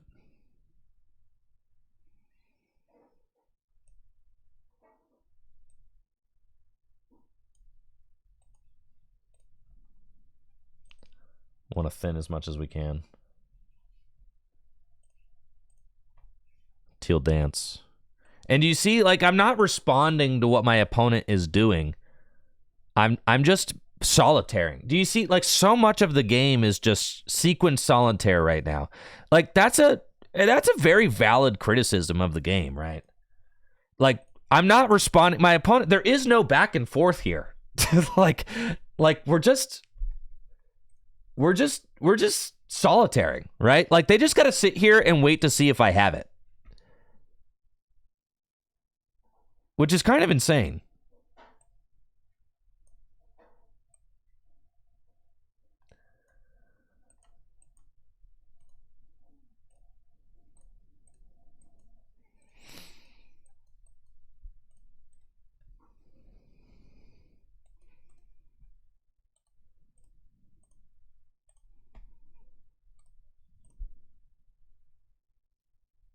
I can't use Fez. Why not? Looks like I can use Fez. Yeah. Friends and Gouging, you could still use Fez. All right, hilariously, I missed the second energy switch, but I got Prime Catcher, so that's fine. So we just pass here.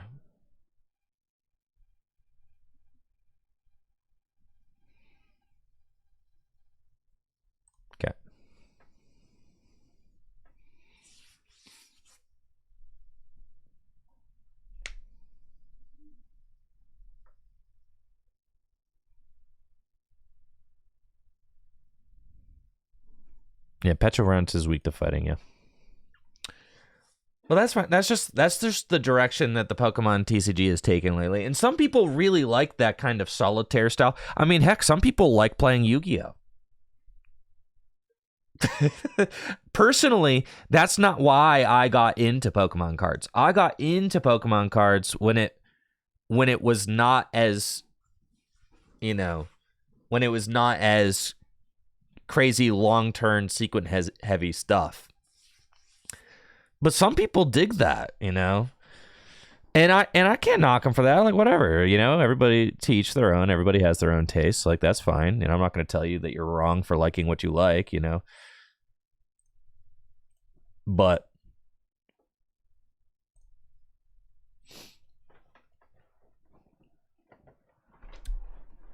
that's all good. That's why I really like alternate formats, though, right? Because variety is the spice of life. Alternate formats just give you more ways to be able to play. Yu-Gi-Oh! Didn't used to be solitaire either. I've heard that.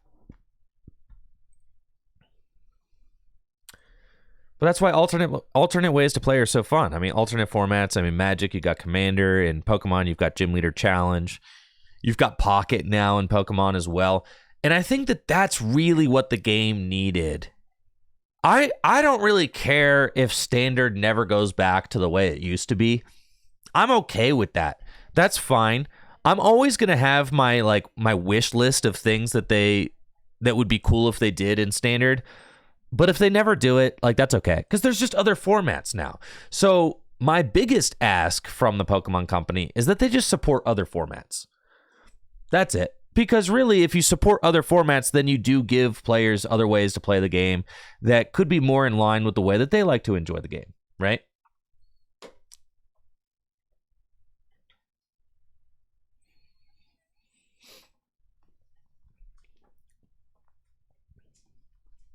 Well, Klefki starts no fun. Ah, we've got boss's orders. Okay.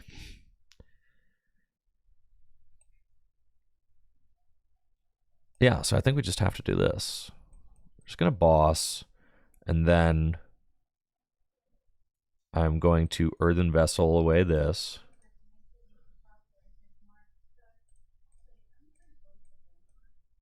And I'm going to start getting some extra energy into play now. And I want to Squawk as well. I've used my supporter for turn already, so that's fine. So we're going to Teal Dance.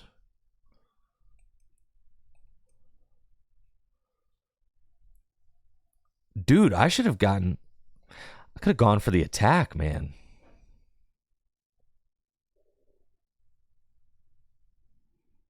If I had gotten... I guess I could have gone for the attack. No, I don't want to do that, though.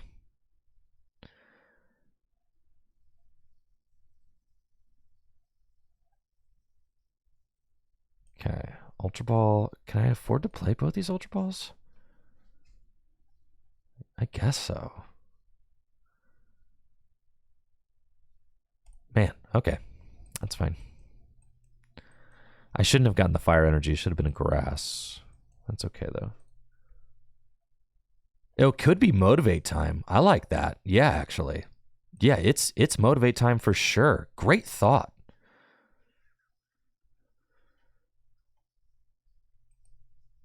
Let's just get rid of both these energy switch then.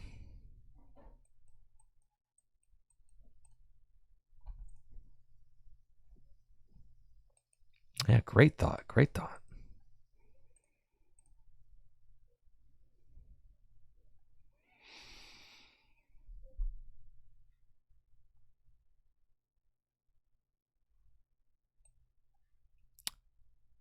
Canceling Cologne. Could be useful, actually, next turn.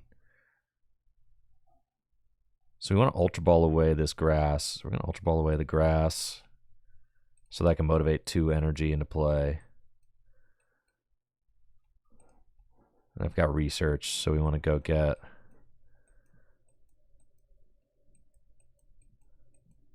Dragapult.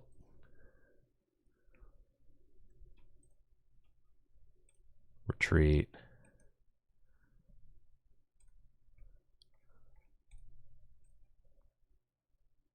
Motivate.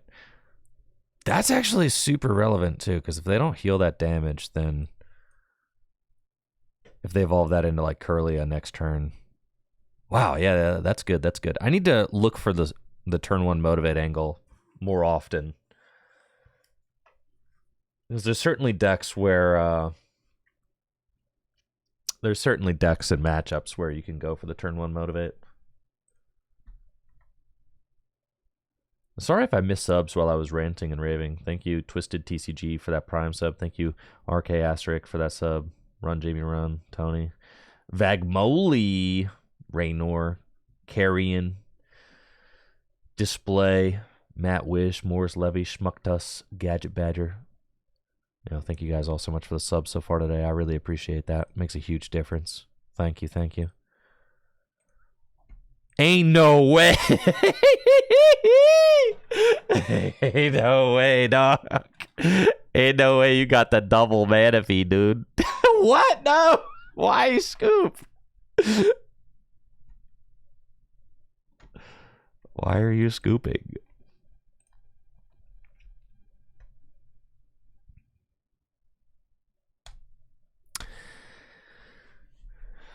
The thing is, if I know people are excited about the ELO thing, but there's not a public ladder. If there was a public ladder, though, I would play way less silly decks, and I probably would just sweat it out with the deck that I feel like is the best ladder deck.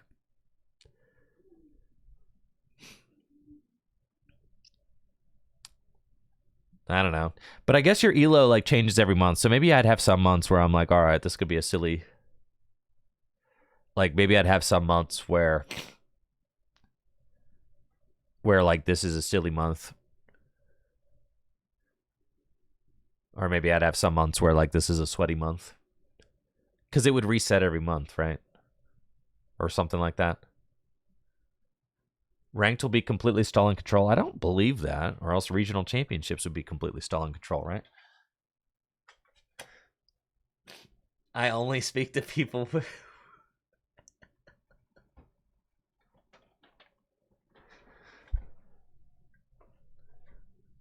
Every month is silly month, if you believe.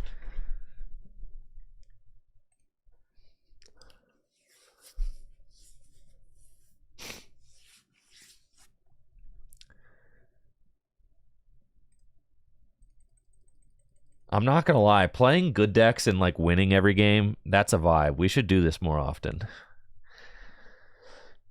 We should just be min-maxing the perfect decks instead of trying to play bad decks. Yeah, winning is a vibe, honestly. Iron Thorns. Oh, I'm playing Iron Thorns. Oh, man. Cool. The new ranked ladders in 20 minutes. Okay. I have a thought. Okay.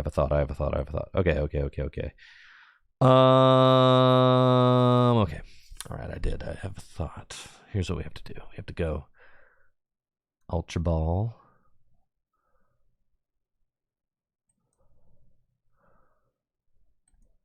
Away these.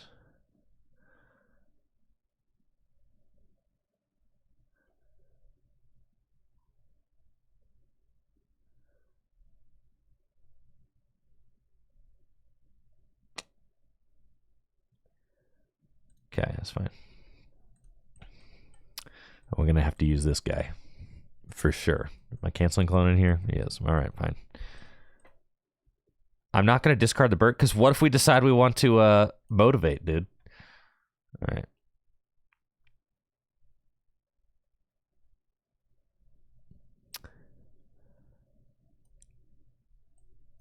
All right, pass.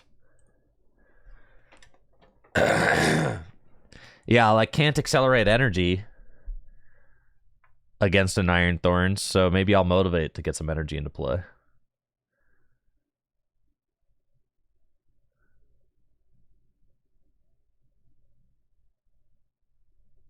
I'm thinking that what we're doing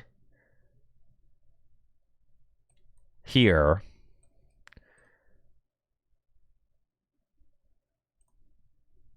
is, yeah, now I'm going to switch. And we're going to Grasping Draw. And then I'll probably Motivate next turn.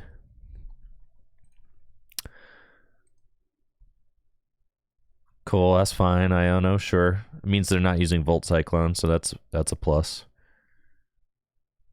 Nice, we got Prime Catcher, so I can actually use my abilities. Oh yeah, let's go. But yeah, it's still probably a Motivate angle to just get a bunch of energy into play.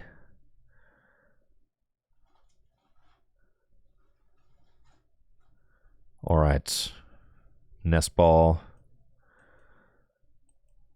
Wow, I only got one Regidrago V in the deck. That's super cool and also interesting. Fine. Do we want Mew or do we want Fez? We'll take Mew.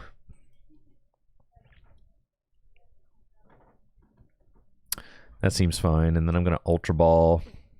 And I'm going to Prime Catcher, get the Mew into the active spot. I'm going to fail this first one. Okay. And then we're going to get this one. Ultra Ball. Get rid of those. I mean, like, nothing really to get yet. So fail. Prime Catcher, you boy. And then we'll draw some cards. Restart. That is certainly interesting. All right, so this is funny. I think we just Pokestop because I kind of want both these Earthen Vessels. I want an Earthen Vessel. I want an Earthen Vessel. I don't really want to get rid of the stop, but I can. It would almost be better because if I stop and I hit some heinous stuff, that would be kind of bad. But I could also hit some gas. So let's just do it, dude. Let's just do it. That's why it's here. All right, looks like I'm going to be discarding a rod, but whatever, man. That's fine. Okay. We're going to get those. And then we're going to go Teal Dance, Teal Dance. I guess I'm going to Teal Dance once, and then I actually do want a second energy in the discard pile. Ooh, Canceling Clone. Okay. Because, like, am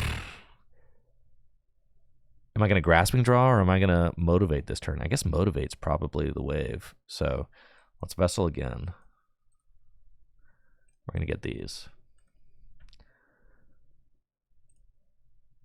Especially with the Canceling Clone right there. Executor. God, Grasping Draw would be so gassed though. So how many? I have one energy switch in the discard pile. We should definitely Grasping Draw. All right, we're going to go here. Retreat. Draw 4. And then, oh yeah, baby. Let's go. Money. Money.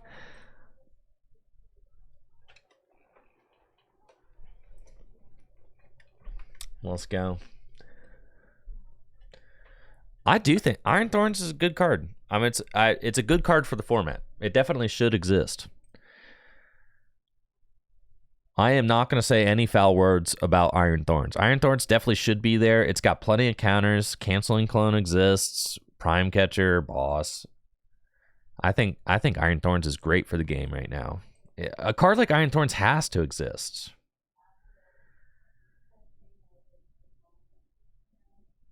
Okay, it looks like they're going to retreat, attack with the Thorns, right? So then they don't have anything else going on, though. And they're just taking out a single prizer.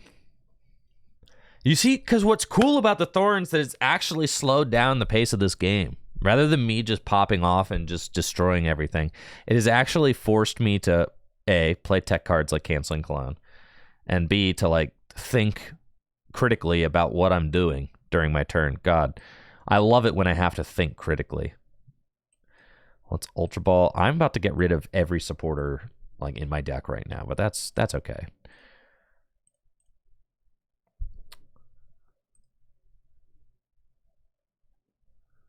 Pokestop. It's fine. I ain't even mad about that, bro. I ain't even mad. Okay. Do the Rod. Fez. Zard. Grass. Every supporter. Like I said, every single supporter is gone. Is gone. Okay, so I guess I'm probably just gonna attack with Cure. Can I afford to attack with Cure? Yeah, I guess so. But I have to get it in the discard pile first. Which would mean I'd have to use my V-Star power, which I really don't want to do. So the better...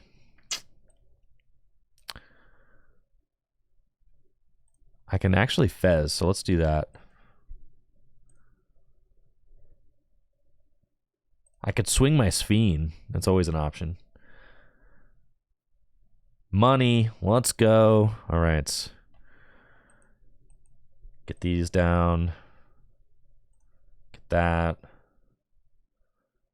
Beautiful. It's beautiful, isn't it? Okay.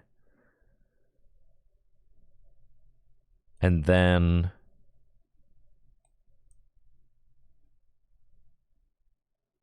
Sure, we'll energy switch off that. God, that one canceling clone is like really doing the most right now.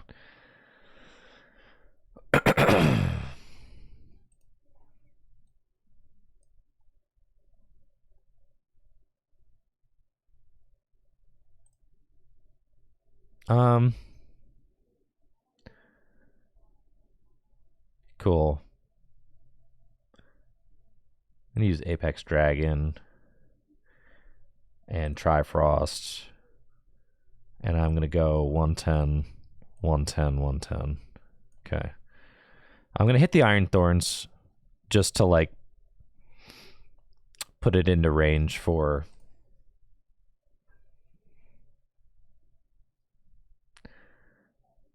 my next attack. And then I'll have to get Rod off of my Legacy Star for sure. I've got 2 Rod in the discard pile. I've got Superior. I need 1 more energy switch. So I'll have to get energy switch Rod in order to be able to replenish my deck, because I'm going to discard the deck. Rod is the only card that puts cards back into my deck. And then I swing with... Yeah, I'll put 3 energy back into my deck. It'll probably be okay. And then I'm going to take 2 more prizes the next turn. I mean, I prized to Regidrago V, so this game is going to be just a little bit tough in that regard. But I think I'll be fine. Because all I have to do is if, you know, we knock out the Iron Thorns and we set up the next...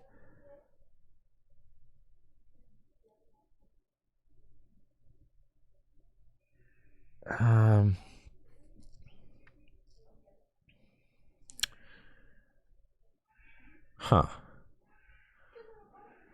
Can I do it? Yeah, because I got motivated too. The question is, will we deck out, right? That's like the major question.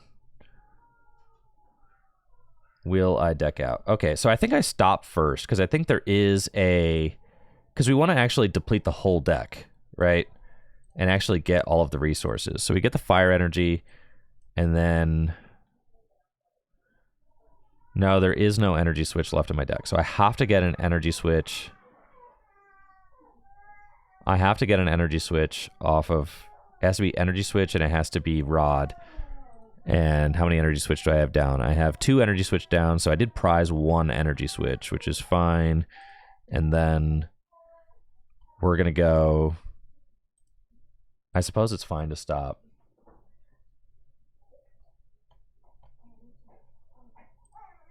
Oh, we can't Legacy Star. Literally, we can't Legacy Star because of because of Iron Thorns. Oh, yeah, I lose. Oh, I forgot about that. Yeah, all right, I'll scoop. Yeah. I thought you guys were saying you can't Legacy Star like I ought not to Legacy Star because I'll deck out. You were correct, though. The Thorns ruined my day. Surely there was a way that I could have played around that. Should we have swung our Sphene? I think we should have swung our Sphene, yeah. I was way too greedy with my Kyurem play. I needed to not do that. I needed to swing my Sphene and go for knockout on the... Yeah. Because in my mind, when I was planning that, I was like, oh, yeah, I'm just going to use my V-Star power. And then I forgot that Thorns turns off my V-Star power. So I needed to swing my Sphene instead. I had to start during the Cologne turn. I agree. Yes. I forgot about that. Yes.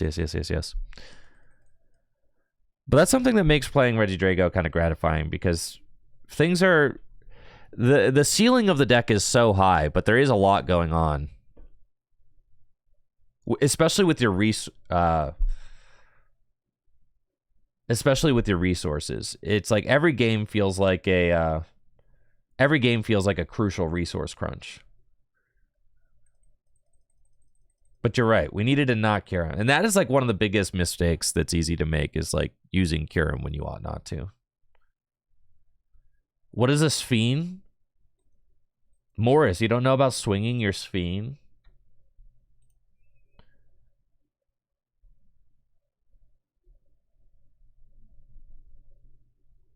Right, I should have taken the KO on Thorns, then used Trifrost later. Yeah. For sure.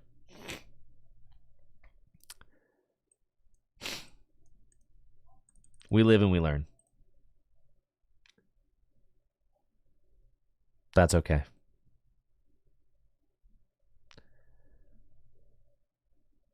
I feel like if I was going to Toronto, I would have plenty of time to figure this deck out. All the ins and outs of it, though. If I just grinded it nonstop between now and then. And I feel like I would feel very comfortable with like getting rewarded for that. I'd feel very confident that I would get rewarded for just investing tons of time into this deck. Because there's a lot to learn.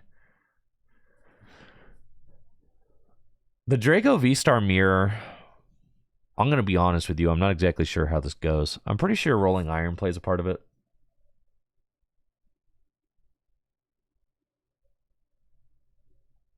Maybe swinging your Sphene plays a part of it.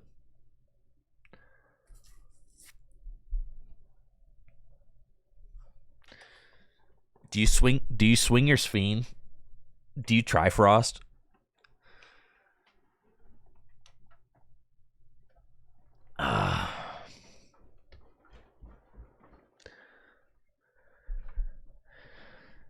Not gonna lie, going second feels bad.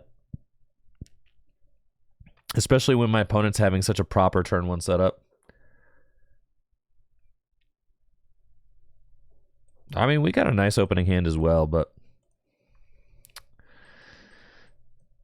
we're looking Cleffa, Drago, Ogerpon. Research feels good.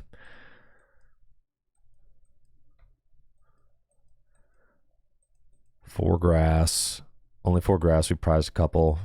Prized a few. 4 energy switch.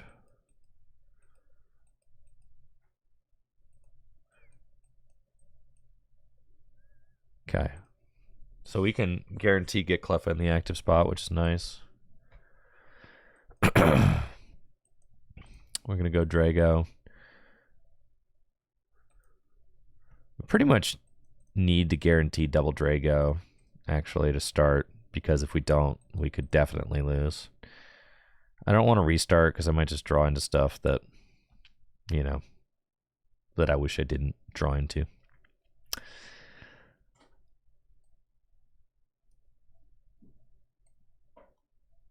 I really don't want to give them Pokestop, really. I mean, that could definitely increase their odds of getting a powerful turn 2. We'll attach fire. That rod is not very impactful. So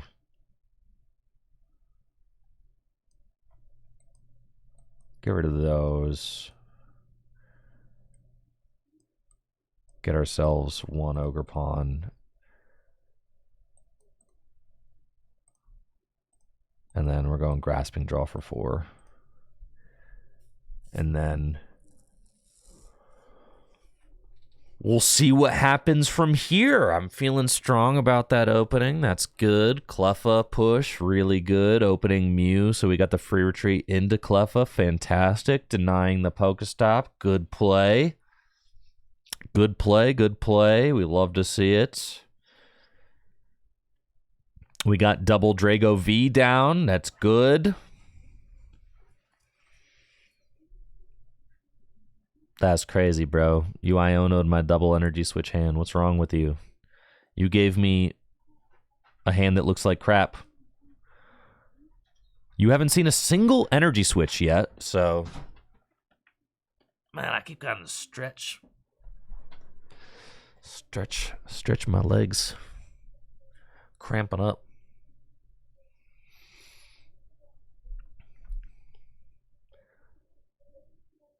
Okay. Yeah, no energy switch left yet for you. But you've got the double Drago, you've got the Ogre Pawn. There they are. There's 2 energy switch right there. But you had to use the Legacy Star just to find the energy switch. So that is a little bit of a, you know, unfortunate thing, I guess. Now the fully blinged out TCG Live experience right here. So what do we got? They're probably gonna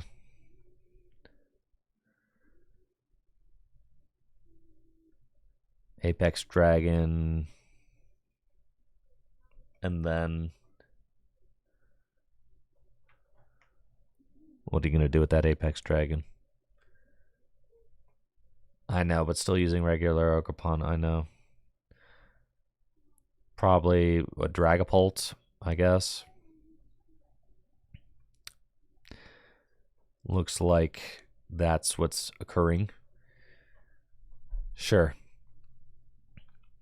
But they just take a single price. So now we have to figure out how to route our turn.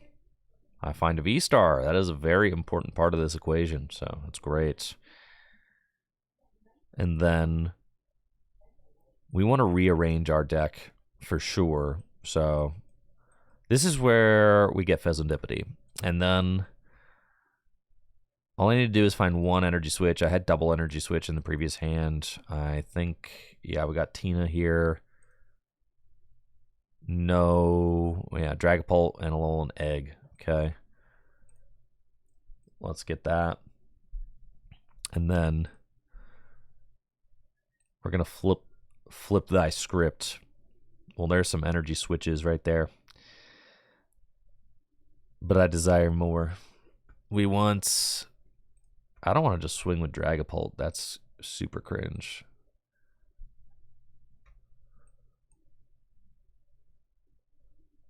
Nest Ball. Or I can go one more.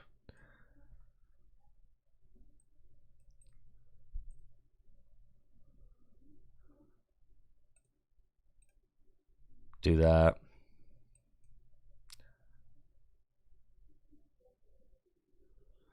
Now I could Legacy Star. Legacy Star feels quite good. Because it would allow me to just take this knockout, honestly. And they've already used their Legacy Star and are down 2 energy switch. So I feel like I just do that. Like we go energy switch.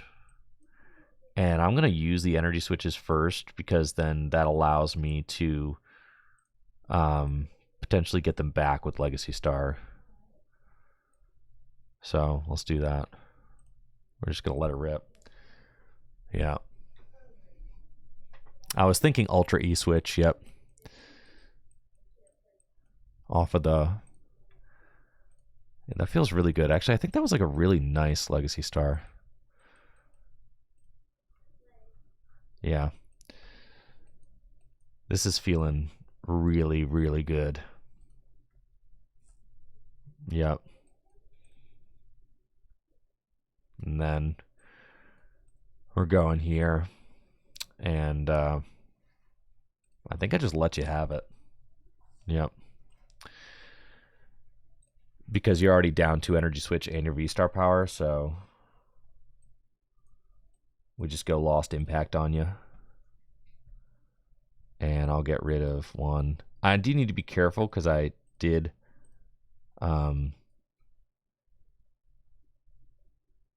prize a couple grass, but I should find them here though.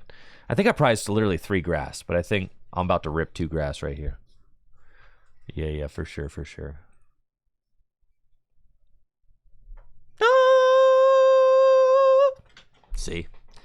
See? That's that next level. That next level, name a card, get a card. Right there. I know. He's hacked into the system. He knows too much. Yes, sir.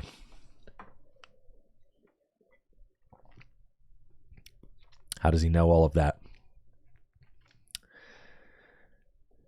Now, in order for them to respond, I mean, they could respond, but then the thing is they're already kind of bodied because they had to hit into my Cleffa turn 1, right?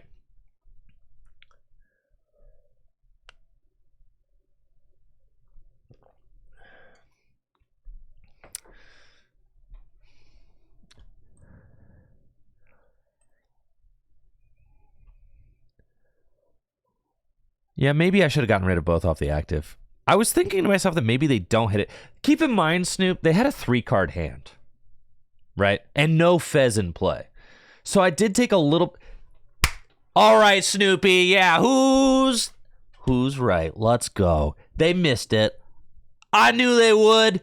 I knew they'd miss the attack. I knew it, bro.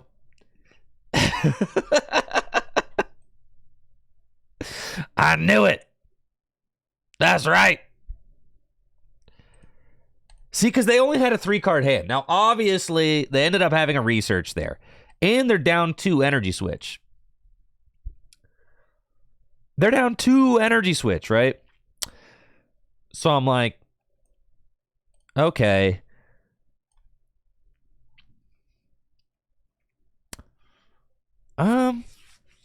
We just like let them have it again, right? Like, yeah, we just. Am I down 2 energy? That's so obscene. All right.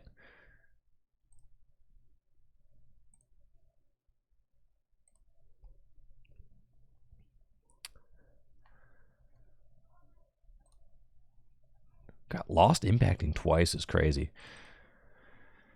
All right, I'll actually give you the 2 off the active this time, though.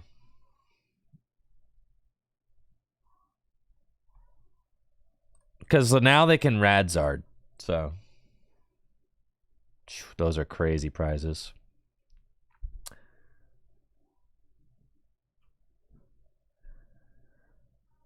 Well, they can Radzard now, so now I'm going off the active.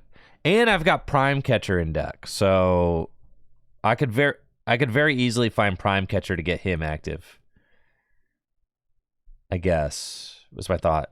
All I need to do is find just 1 energy switch, really, and I've got 2 energy switch in deck as well. And yeah, this thing's got 30 damage on it, and they can Radzard it, right?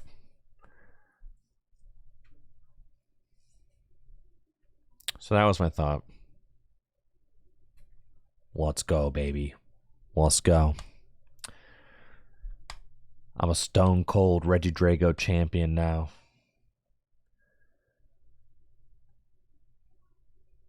Dang, I'm feeling so rewarded. Let's go. I can feel my Drago powers increasing with every single game we play.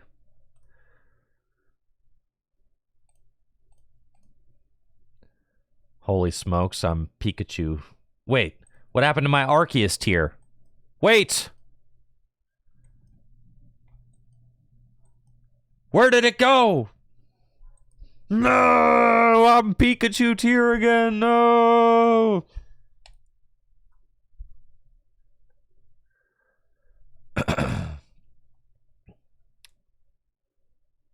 That is very far down. I agree. All right, finally, the ELO rankings are here. Time to become the #1 ranked TCG live player in the world. Oh, yeah.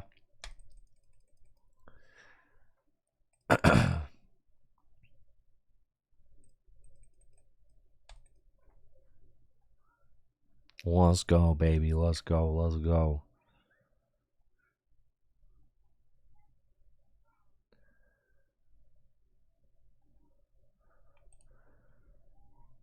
Everybody is down to Pikachu tier. That's right. We're all just Pikachu now.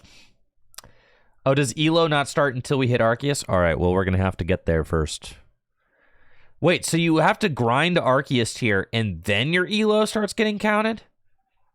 What the heck, dude?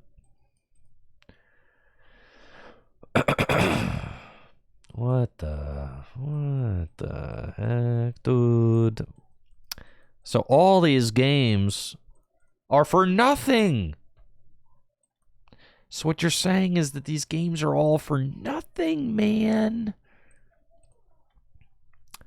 That's crazy.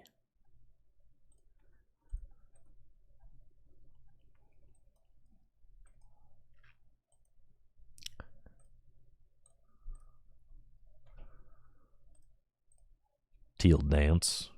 Baby, let's go. Let's go. Dang, it feels good to be playing a broken deck. Yes, it does. Yes, sirree. Let's go, let's go, let's go. I'm squawking. I'm seasoned. I've got an absolutely filthy start.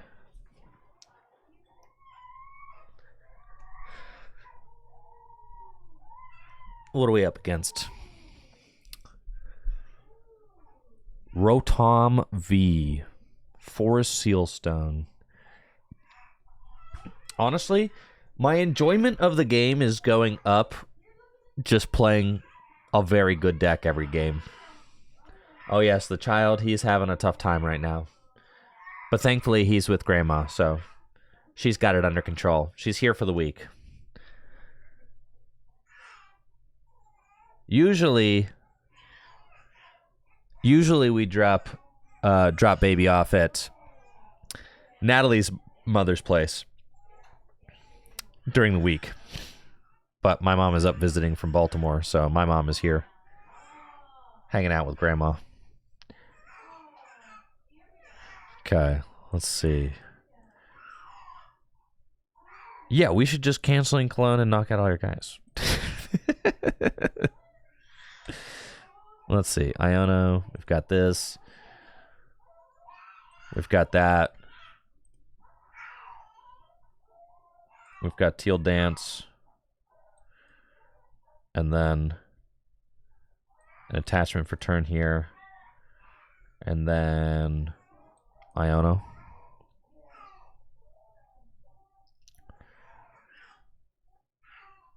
Cool. And then we've got Dragapult EX, Goodra V-Star.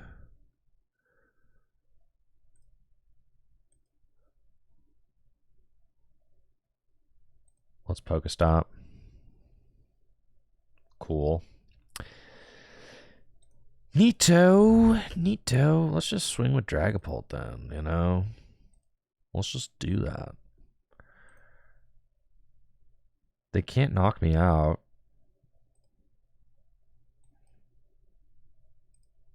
So, let's just do our thing. Apex Dragon. But yeah, my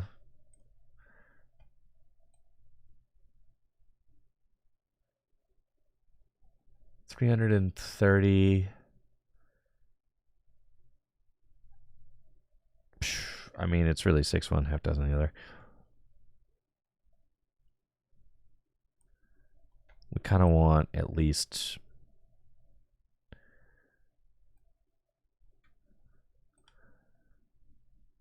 We'll do that. Okay.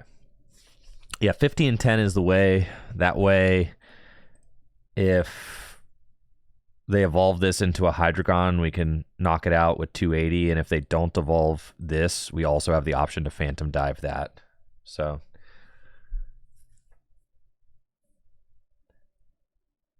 But yeah, I don't know. I feel like the format is in such a hypercharged spot that actually I just get sad trying to play like B tier decks just feels bad, right? Like I'm not like having fun playing B tier decks right now because they just get walloped by the best decks. So I'm much more engaged with the game when I'm just playing one of the best decks, and I feel like I can navigate my way through any matchup that I'm sitting across from. Especially since I haven't, like... Regidrago, I think, is one of the best decks, if not the best deck in the game right now, and I have almost zero playtime with it. So it's also like fun in that regard because I haven't overplayed it. So I'm kind of still like learning it, and that's also kind of fun. Yeah, thank you, Brandon, for that. Tier 3 sub, 73 month. We've got day 1 sub number 1, Brandon Alaskan Hero, 73 months. Thank you so much for the continued support, man. Hopefully you're doing well. I appreciate you. Yes, we are in the content mines. Doing fantastic. Thanks for the support, man. Over all those years. Okay, so they're swinging, but you have 280 hit points left, so I could just knock you out. You're milling cards. I haven't used my V-Star yet. I've got boss's orders. Let's go. I got to take 5 prizes in order to win. Let's go Nest Ball. Get Fez.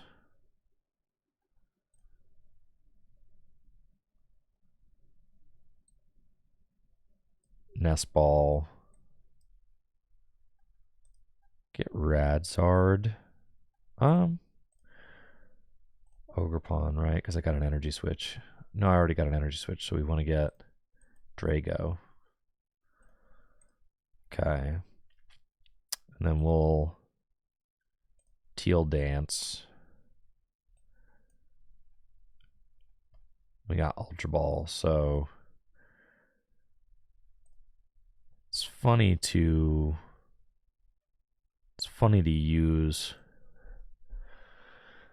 If I knock out this thing, I'll have 3 prizes remaining.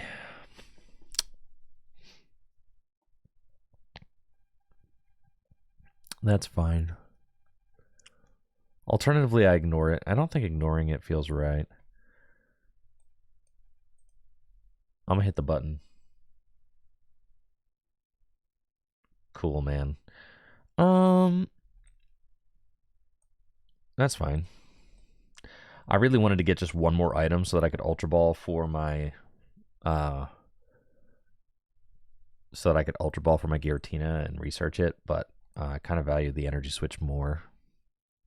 Doesn't matter, we hit the double energy switch here, or the double Ultra Ball here, so that will get it done. Energy in the discard piles 2. We also got our Superior, which is a really good resource to have. 13 cards left in deck. We want to go Ultra Ball away these. Get the Tina. 2 energy switch left in deck, 2 energy left in deck. And then we're going to Ultra Ball away these. Go get the other V-Star too. Keep that. And then it feels like it is just a Apex Dragon for knockout. Don't use the Legacy Star. I could use Legacy Star. It's not really worth using Legacy Star yet, so we're going to just Apex Dragon. And we're going to hit you with the 280. Lost Impact. Knock this thing out. Get the energy off the active. That's fine. force them to... What, they get a new Regidrago going, right?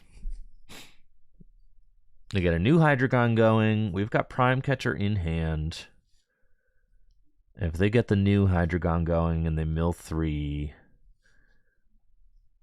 that's fine. I just need to take 3 prizes to win. So the Regidrago is like annoyingly large. That is the oh, Ogre Pot. I could just knock it out with Ogre Pot. I forgot this thing's weak to grass, dude. What the heck? All right. 30 more damage for each energy attached to both active. 3, 6, 9, 12, 15, 18. Wow. Dang. Yeah, we could just do that. Okay, that's like way easier. We probably should have just done that. Yeah. That's cool, though. I'm doing it the hard way. If they take this knockout, then I can just go Ogre Pawn for the next one. That's fine. God, Ogre Pawn's so broken. So all I need is 1 energy switch, and I can attack with that teal mask. Sure, man. Yeah. Oh, they'll only have 1 energy. That's okay. I can still get it. They have 10 damage on them, though. Does that make a difference? 3, 6, 9, 12, 15. That's 150. All right, so I would need a 4th energy on my teal mask Ogre Pawn. I could do that, though. All right, you did not hit the energy switches, which is crucial there. So I do not have any Ogre Pawn left in my deck, which is the issue. I feel like I'll send him.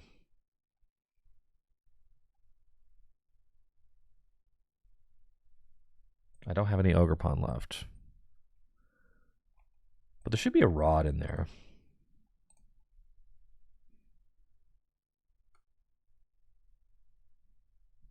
Right?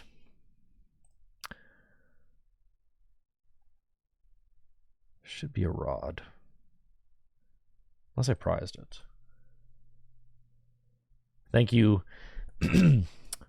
Dezukishi, for that Prime sub. Appreciate the support. Thank you so much. Thank you, thank you. Hopefully you're having a wonderful day.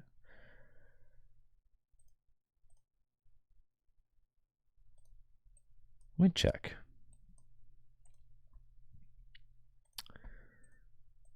No, the rod is prized. Okay. So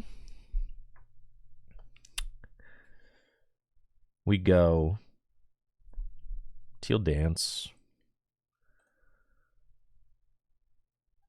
Thank you for that thumbs up. That's really nice.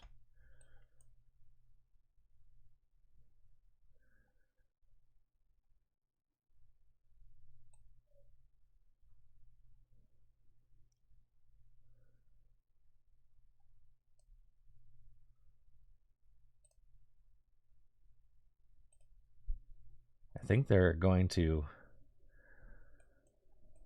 What if I just got Rod? I've got Nest Ball Vessel.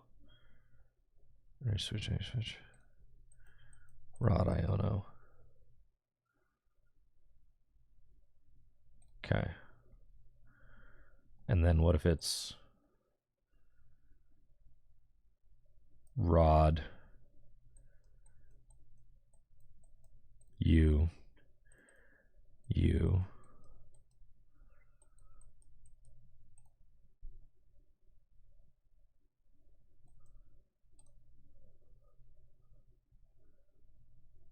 They will KO my Ogre Pawn. That's okay. We'll figure it out. Maybe I should have gotten Radzard. Yeah, maybe.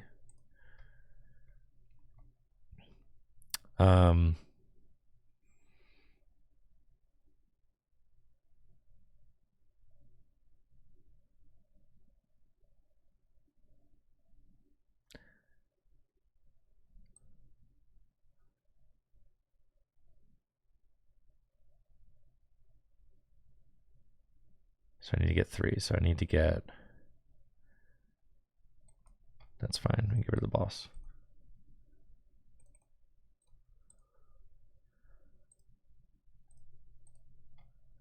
Teal Dance.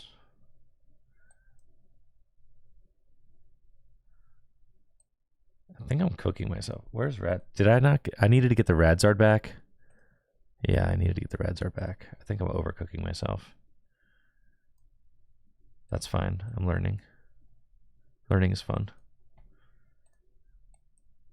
Wait, don't I just deck out?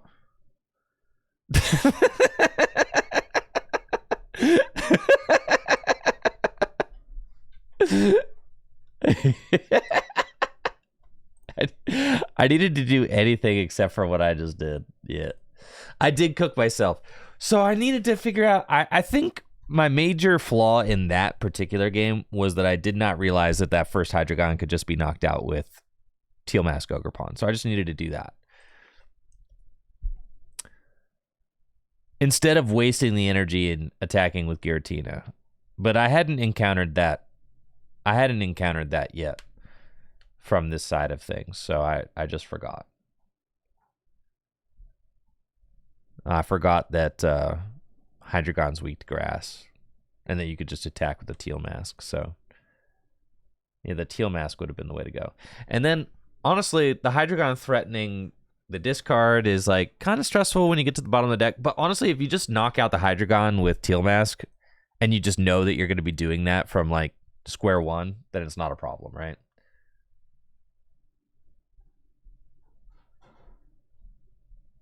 So I just needed to do that.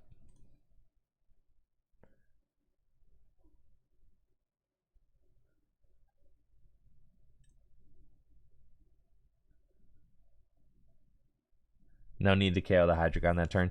Yeah. That's true. I think I just cooked myself. Classic. Is there a decklist command? No, there's not. I am just playing the top 4 deck. Grant Shen's top 4 deck from the recent regional championships. It's on limitlesstcg.com from Sacramento. Here's the list right here.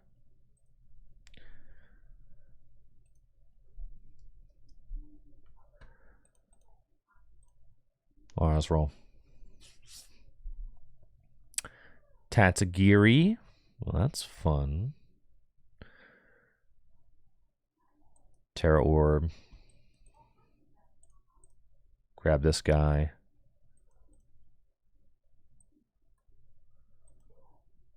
Vessel.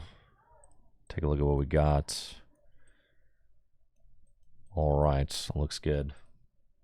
Should have gotten some energy with the Vessel. That's what I meant to do, but it's all good. Yeah, that's I did intend to do that, but you know, TCG Live things, that's fine. Okay, here we go. Drago. Switch. Fire. Fez.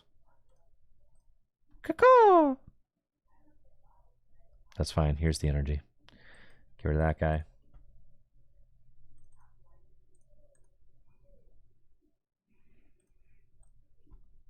I should name the deck after a player that I copied the list from. That would require naming the decks, which is something that I don't do here on TCG Live.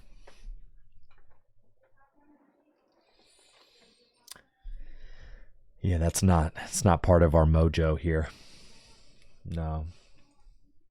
I'm sorry, this is new deck 116. Or, I don't know, 117 or something. I don't remember. Is the player named New Deck 109? Yeah. All right, they've got the turn 1 Cinnabar. What? Dude, pop off, King. Pop off.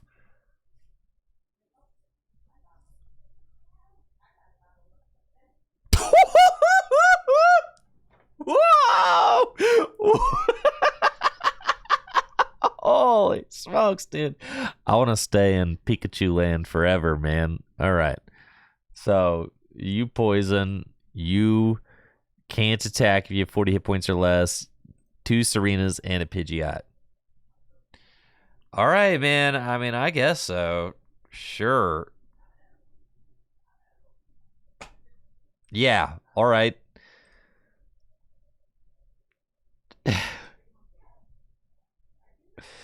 Oh, yeah. Regidrago V-Star. Let's go. Let's go. Let's go.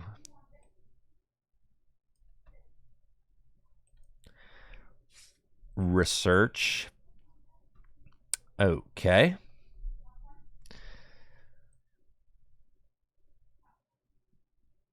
That's nice. That's nice. What do I got as far as like my Pokemon go? I've got.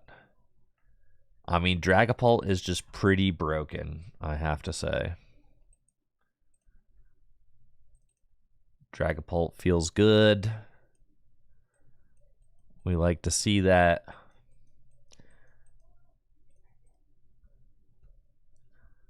Okay, so what? They're going to come up with a Serena. They're going to place damage counters on me until I have 30 hit points. And then they also have the fucking attack. Dude, why am I so bodied? Why?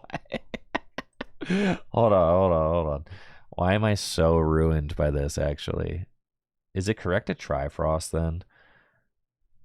Because this guy's not going to be able to attack next turn anyway. So, like, try to ping the Vanillux.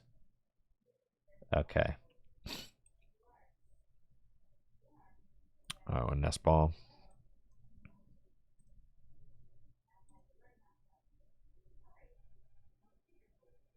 Believe in the Sphene? No, we're not going to swing our Sphene here. It's not correct.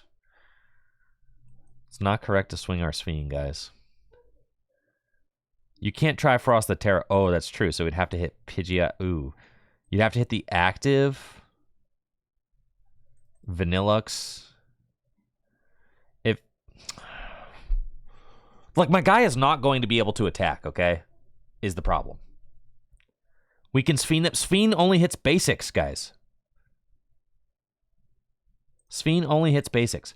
So we have to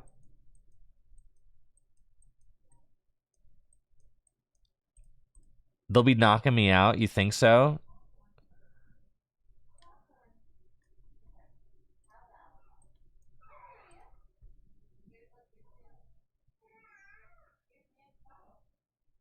All right, so let's just do it, man. Let's just Tropical Frenzy. Phantom Dive. It just feels like Trifrost is the move. And we're going to go 110, 110, 110. Okay. I don't think that they can knock me out this turn. Maybe I'm incorrect, but like, what are they going to do?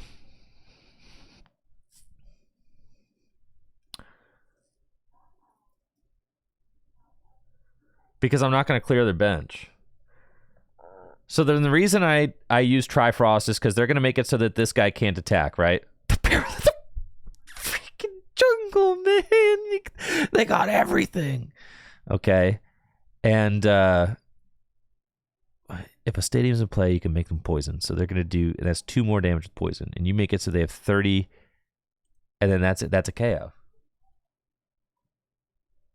I could clone the Vanillux next turn. That's true. I suppose. No Fez for a... I'm ruined. No Fez. Oh my god. I should have used Legacy Star. This is a Looney Tunes game.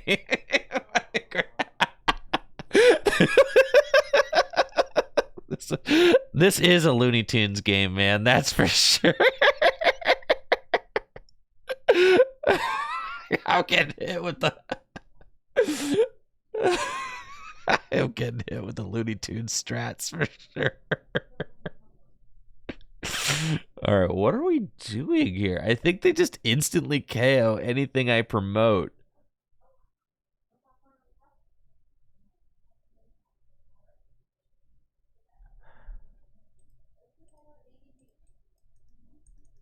I love how I actually can't look at any other Pokemon on the bench before I promote. That's crazy. Okay.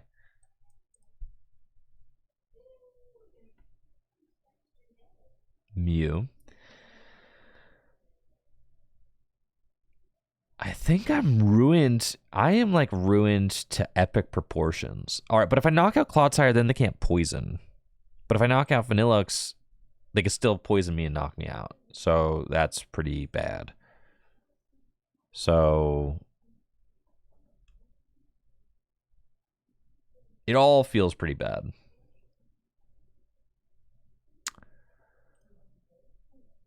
It's Teal Dance.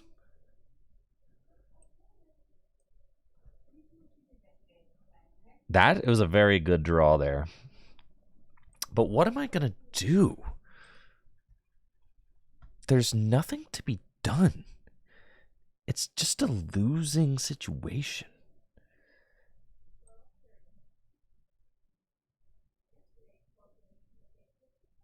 Okay. We can do that. We can do this. Yeah, this is a we'll go first game 2 situation. I agree. Okay, we'll get these. Go here. Go here. This is definitely a like bet you can't do it again type deal, right? Restart.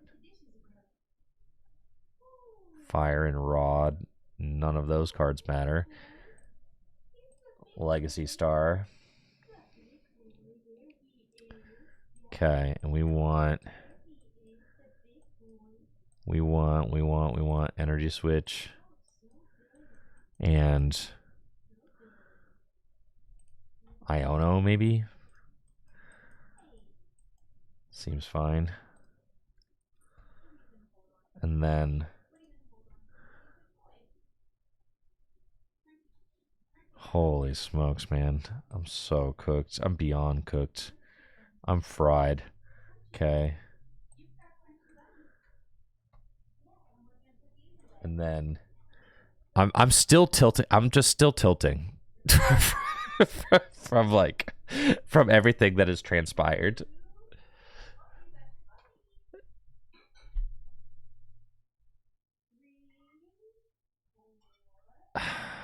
All right, I can knock out the Vanillux, but that doesn't matter because they can just KO me.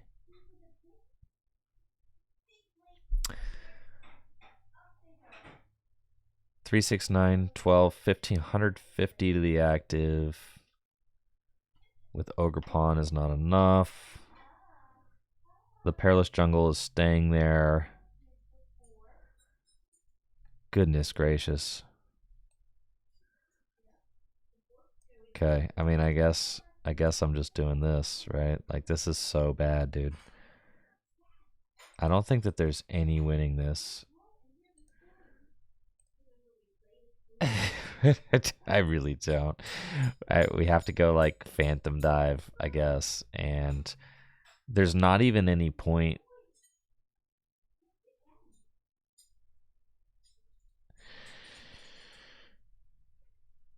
I don't even think there's a point to knocking out the Vanillux. It's an odd prize. I should have never gone for the Trifrost, but then there was like, what would I have done with the Yeah, that's fine.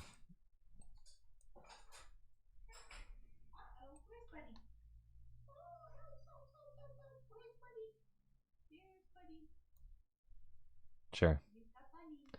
They got Exodia and won the game. I know. I'm still just trying to see if there's a way to wiggle my way out, and I just don't feel like there is. And it's distressing me. it's distressing. It's distress. I'm having much distress because of what they did this game.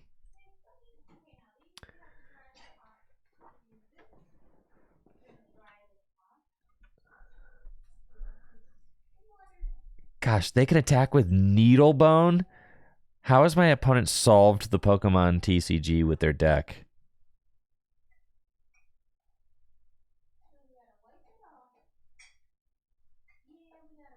I think this feels like an auto loss.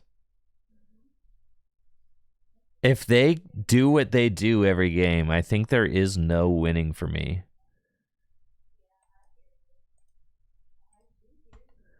I technically have an Iono left. Okay, all right. So here we go. But they could just find boss with Pidgeot. Is there a Prime Catcher in my deck?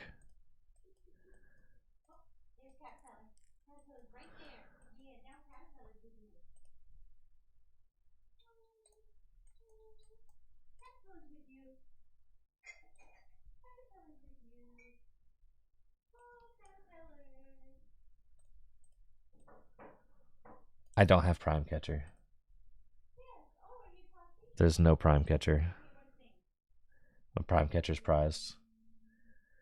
So in order to win, we would have to like...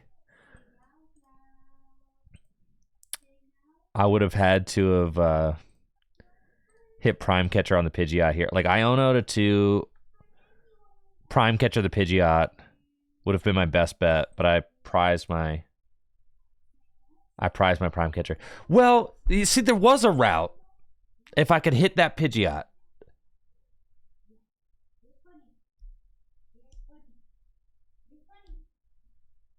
Maybe they don't play boss.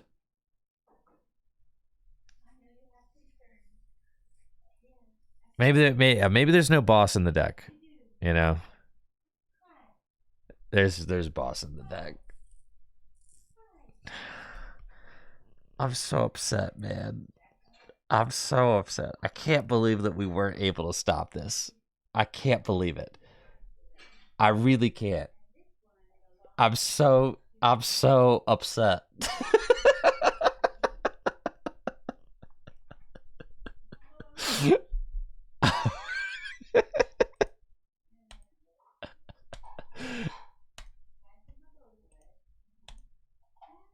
Yeah, that was just pure Looney Tunes, dude.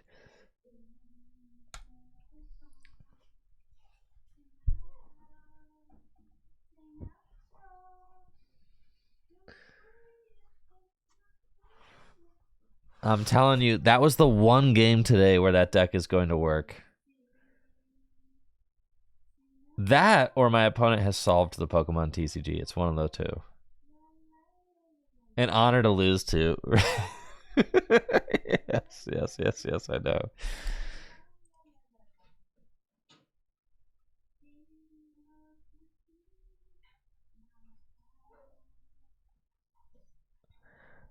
I know. Well, I've played a Tatsugiri deck like that, so I know the highs and the lows.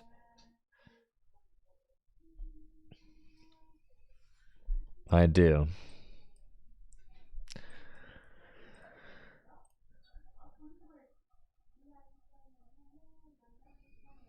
Okay.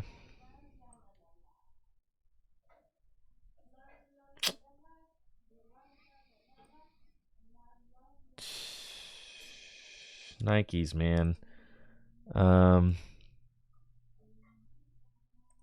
Let's go.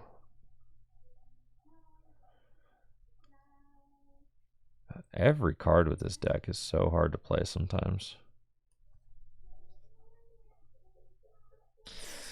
Man.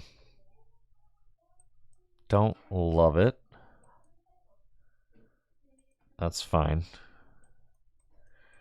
We just have to get him and put an energy on it. That's just what it is. And we trust we'll find.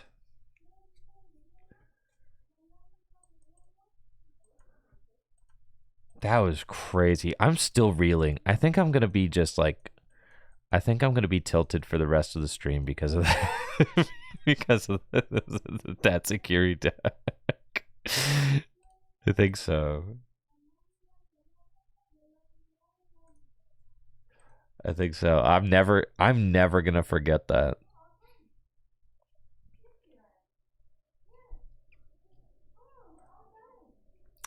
I know.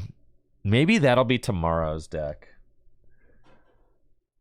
Tomorrow, we'll just play the Tatsugiri Serena deck. Maybe I don't know. Should we just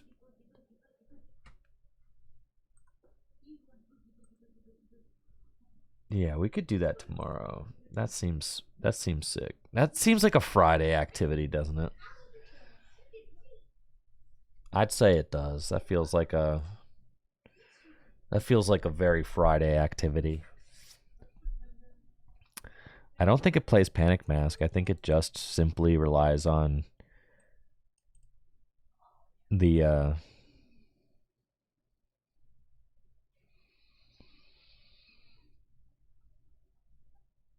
let's let it rip. It just relies on the fact that there's the Vanillux, man. The Vanillux? Really? The Vanillux?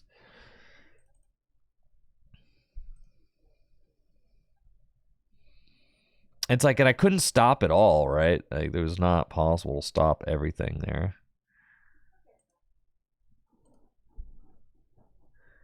Because it was like, I can't stop the Clodsire. It's like they're one. I mean,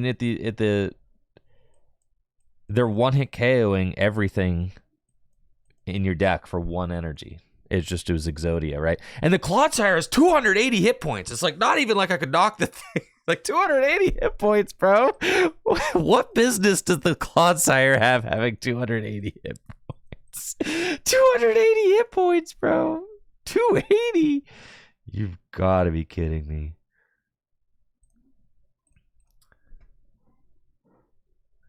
$280 HP, man. Okay, we're gonna Legacy Star. I don't like to.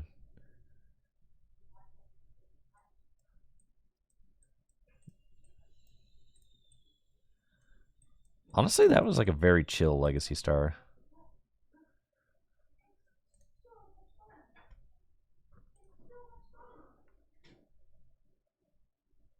I'm just going... Guys, it's finally time to swing my Sphene. I can't believe it. It's finally time. It's finally, the time is nigh. All my Sphene swingers ready.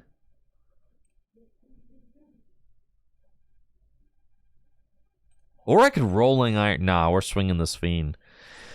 All right, now if you swing your Sphene and you flip a Tails, Rolling Iron seems kind of better, I guess. Does it, though? Do we knock out the Charmander if we flip Tails? They're just going to have Thornton.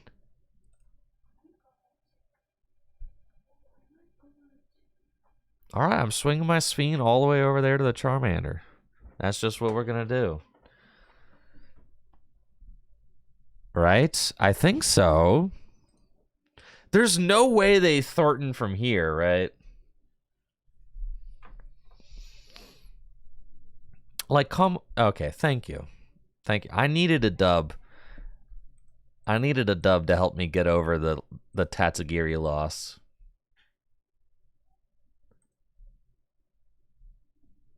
The Tatsugiri loss was... It cut deep.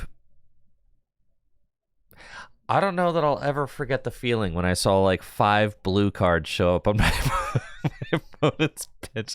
All right, this Sarita, double Sarita, Vanillux, Clodsire. Yeah, not like it's like they hand selected which 5 they wanted from the deck. It was like Tatsugiri EX did not simply read, look at the top 10 cards, pick any Pokemon you want. It was more like search your deck for 5 perfect Pokemon and put them on your bench.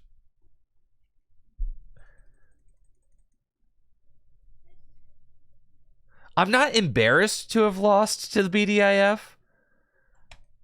I'm more so astounded. I'm stunned.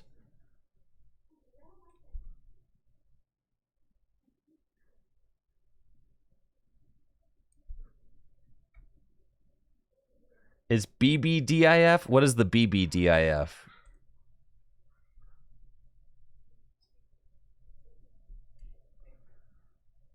What is it? What is it?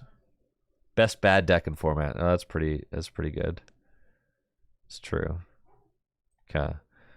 Earthen Vessel, get me a fire and a grass. And then take a look at all the things we got thangin'.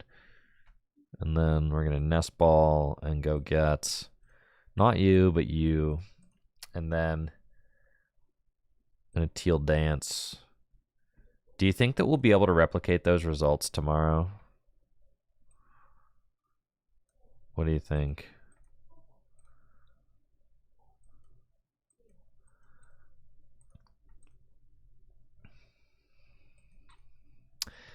Hoping we have an NAIC for bad decks only.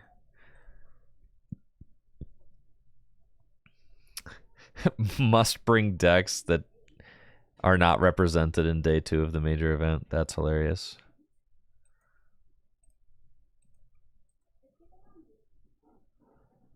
All right. Passeruni. Not even once? Not even one time?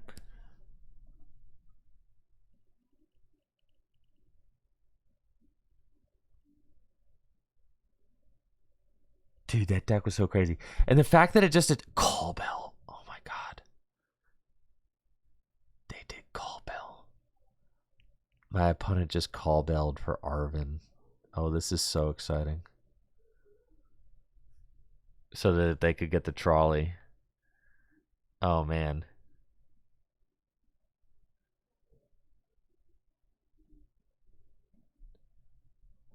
I don't think that. Okay, so Snoopy says, yeah, hoping that we'll have an NAIC event for bad decks only. You would have to just create a new format. Right. It has to be its own format. You know, like Gym Leader Challenge.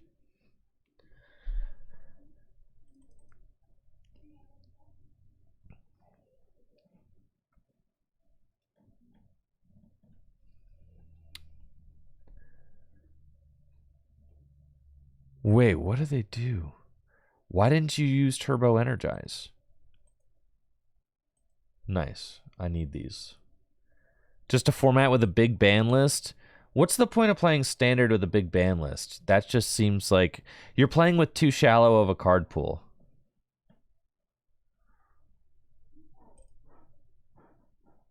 Standard already is like a pretty limited card pool. It'd be like playing Gym Leader Challenge, but only standard cards.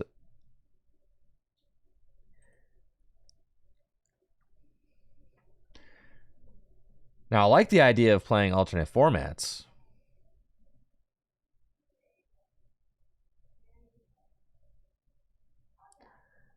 Schwa, that's so sick. You got Swag Like Ohio in your top 5 songs. Snoopy says no ban list, just a list of archetypes you can't play. That doesn't work because there's too much gray area. You say like, all right, you can't play Lost Box. Like, so what does that mean? That means no Comfy? So do you ban Comfy? All right, what about Radiant Greninja? You can't just ban archetypes. No Charizard EX. So like you're basically banning Charizard EX. Like what if you say no Charizard? All right, well what if I play a deck? You have to ban the cards. You can't just ban the archetype.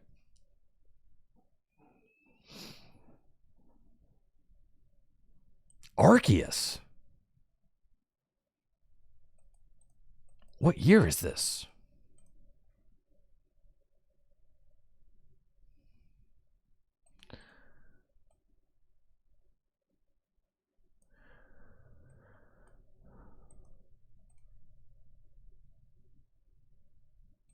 Yeah, you don't want to have too small of a card pool. I agree with that.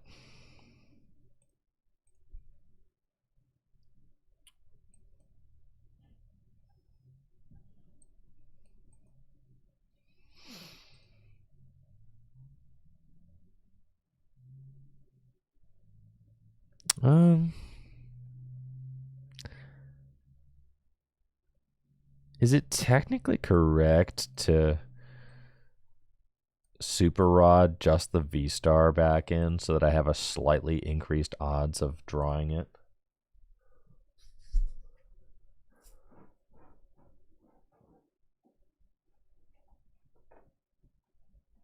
Hourglass Arceus. Nimona? Dude, I'm about to get whooped by this.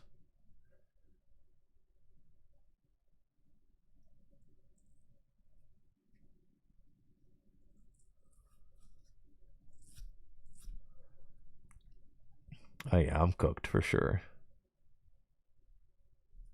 Okay. Mew. Energy switch. Restart. Nervous about driving to GLC. How the roads are totally fine. I went for a run this morning, actually. That's my first run in a little while. Because I'm taking some time off after my latest 5K to heal up, but I've been feeling restless, so I wanted to get out and run.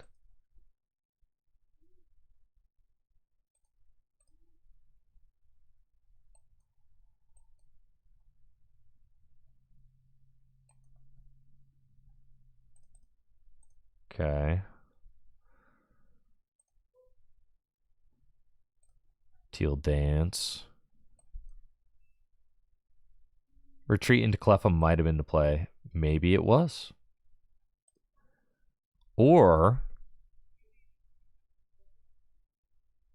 we high roll for a supporter.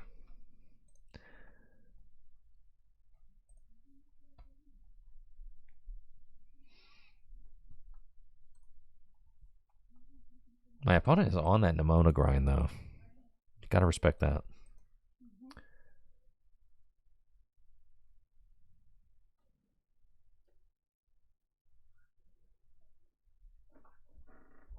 I don't think that... Yeah, I don't think that you're going to have a very interesting format if the card pool is way too small.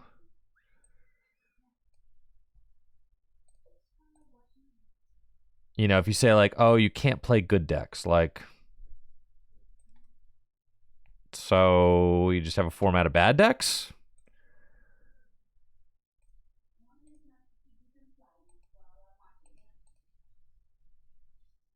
I think it's better. It's more interesting to do things like limited, like you limit cards for formats like Gym Leader Challenge, or like honestly that All-Star format that I was messing around with. I think that's kind of sick.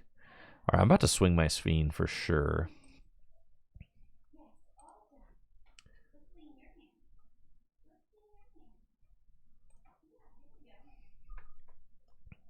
Oh yeah, baby. Yes, All-Star formats. I've played it once, but it's sick. I believe in it. I'm telling you, All-Star format's going to be awesome.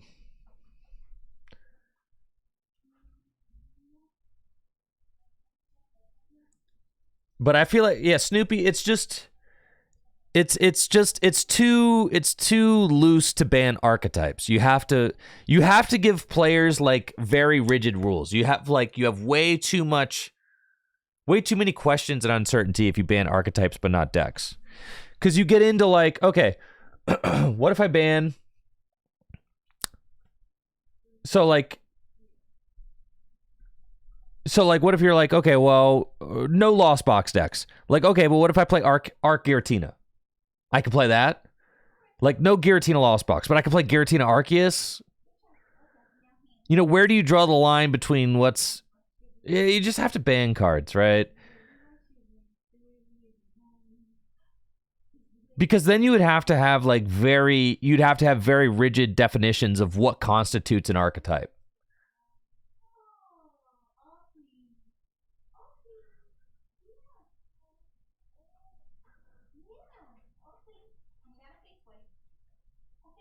So then you're saying like, oh, well, Arceus is too good. So what if, all right, well, I can't play Arc Giratina, but I could play Arceus Armarouge or something, right? Could I play Arc Armarouge? Like, no, you have to ban certain cards. I think, honestly, the Commander Power Score thing, like that, I don't know that that's like a very successful way of doing things. I was watching, I don't know, I was watching some Commander peeps talk about all that. I don't know the Commander people even really like the scores on decks. Do they even like that? I feel like it's not the most successful thing. But maybe I'm incorrect. I'm definitely willing to be incorrect on that.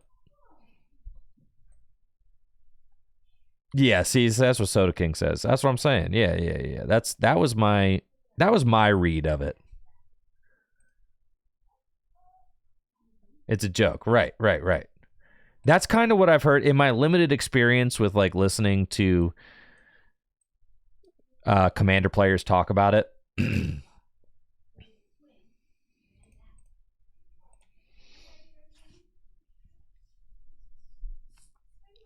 That's been my summation of it. And I do try to like listen to and take very seriously kind of what's going on with Commander format and power scales of decks and things like that, obviously, because I run Gym Leader Challenge. So I really am interested in what players think about having power scores and things like that, and whether or not that makes formats more or less enjoyable and all that. Now, Gym Leader Challenge is not a one-to-one Commander or even close to it, but it is a custom format that is, you know, fan run, community run in the Pokemon TCG. And, you know, there are Gym Leader Challenge decks that are more or less competitive for sure.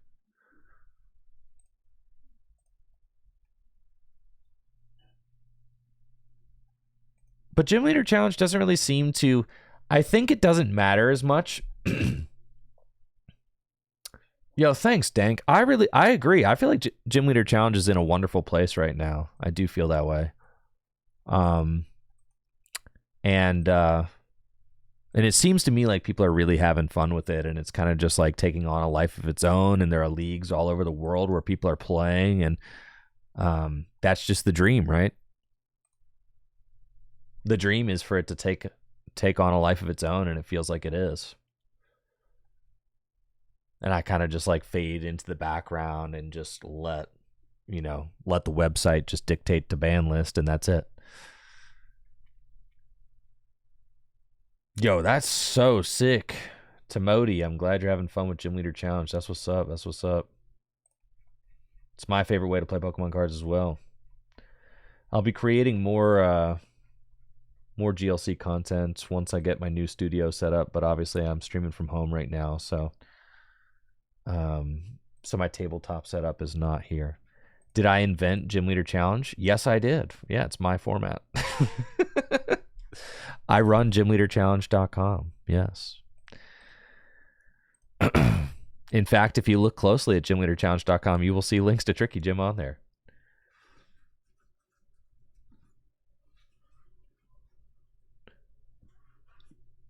You do. Cherubi Jelly? Absolutely. Yes. It is a grassroots format. Sometimes you got to be the change you want to see in the TCG community.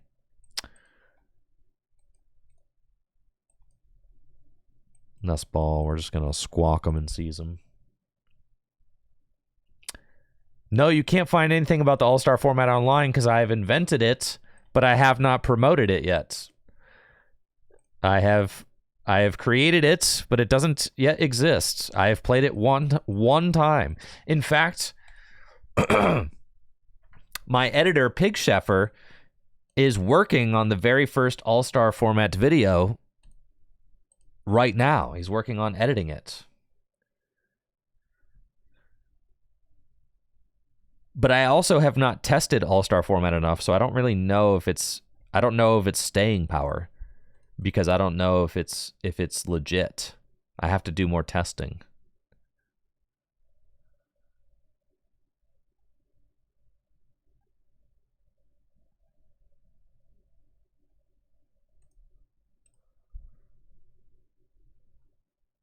Oh, heck yeah, that's what we wanted to see. But the premise of All-Star format is that it is expanded format. It is expanded format, but you can only play one type of Pokemon in your deck. That's it. That's All-Star format.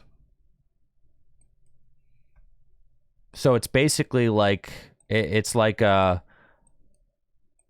slightly powered down expanded. No, it's not GLC but rule boxes. No, because you can play 4-ofs. It's just expanded monotype. Yes, it's not like GLC. GLC is singleton. This is not that. So it's just mono type. Yeah. So Jesse and I played an all-star, and I call it all-star format because it feels like you're playing the best lightning cards of all Tron. Why no grasping draw there? Because I forgot. Wasn't I going first? Because I was going first, right? I went first, pretty sure.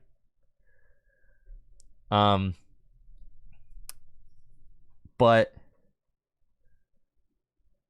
you'd be surprised how much that limitation really kind of... It allows you to play some of the most powerful cards in expanded format, but they don't feel like too degenerate. Like, Lugia V-Star is not incredibly broken when you can't just go turn 1 Luminian, Wally, get my dragon Pokemon, right?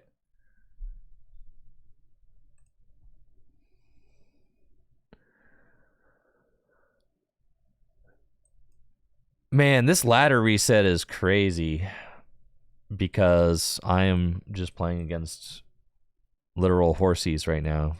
Did it always do this?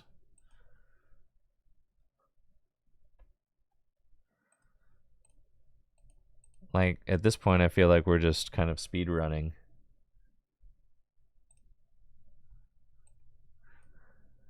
I can't imagine that my opponents are having much fun. Roweg's Vileplume seems broken in All-Star format. I mean, I think that there's a lot of really powerful things in All-Star format. So the first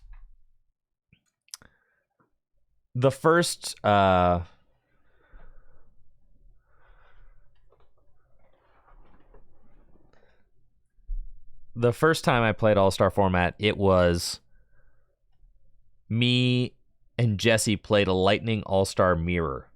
So part of what was so fun about it is that part of what's so fun about playing All-Star format is that there is no information on All-Star format online. So you're just kind of like thinking, you're just brainstorming, you're purely just thinking up like, okay, what's going to be the most broken thing that I can do, you know, with this set of rules.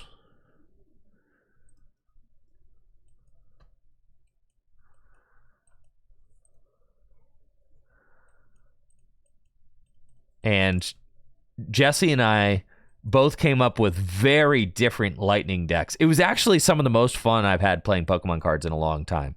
Jesse and I's All-Star Lightning Mirror match. And that might end up being the best way to play All-Star format, is to only play it in mirrors. Like, maybe it is. Maybe that's the best way. Maybe that's the best way to do it. You know, so that then it's perfectly balanced. Where you only play mirrors. Like, okay, lightning versus lightning, dragon versus dragon, fighting versus fighting. You know, maybe that's the best way to do it.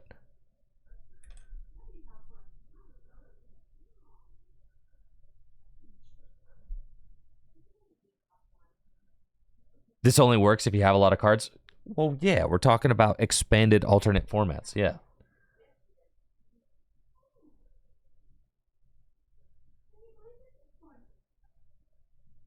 But maybe the All-Star decks will be fun to play against each other. So part of what I'm going to do,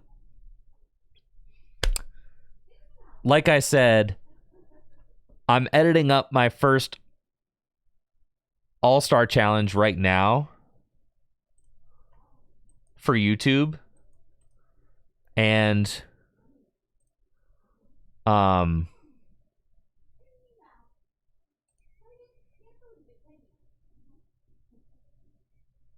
and then once we're done with that, you know, so Jesse and I did a Lightning All-Star Challenge where we both built the most powerful Lightning decks we could possibly think of using the entire expanded...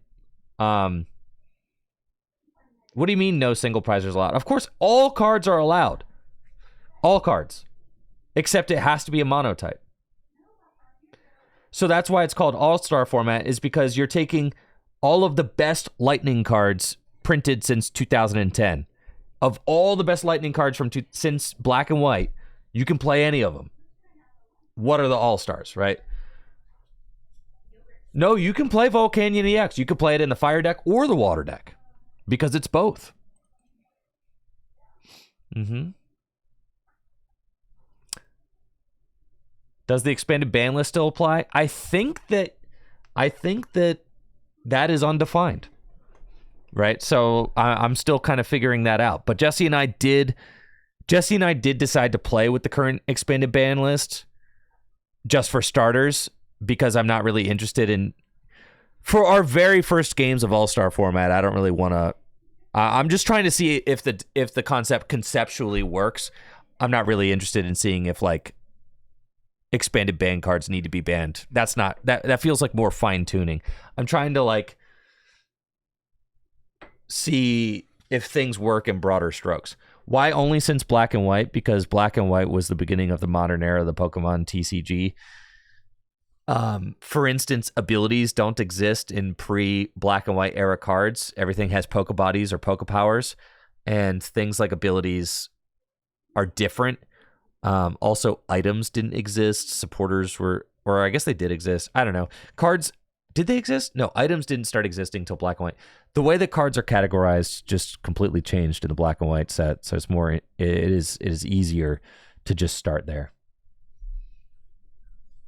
Yes, the deck has to be monotype, but not the cards. Yeah, so just like Gym Leader Challenge, right? Like the Pokemon have to be of a single type. That's the only restriction.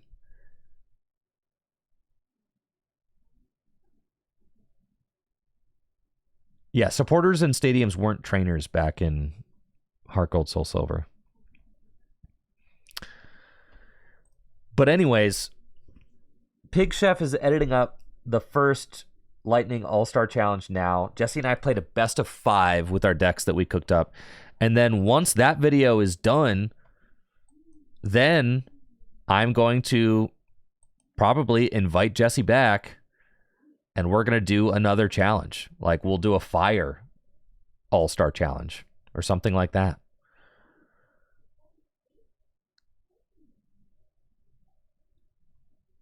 Bro, how's the start so bad? Ugh.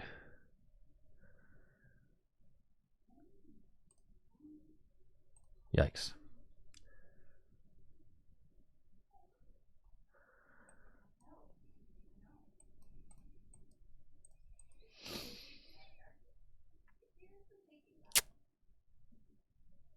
I'm really getting no energy drop.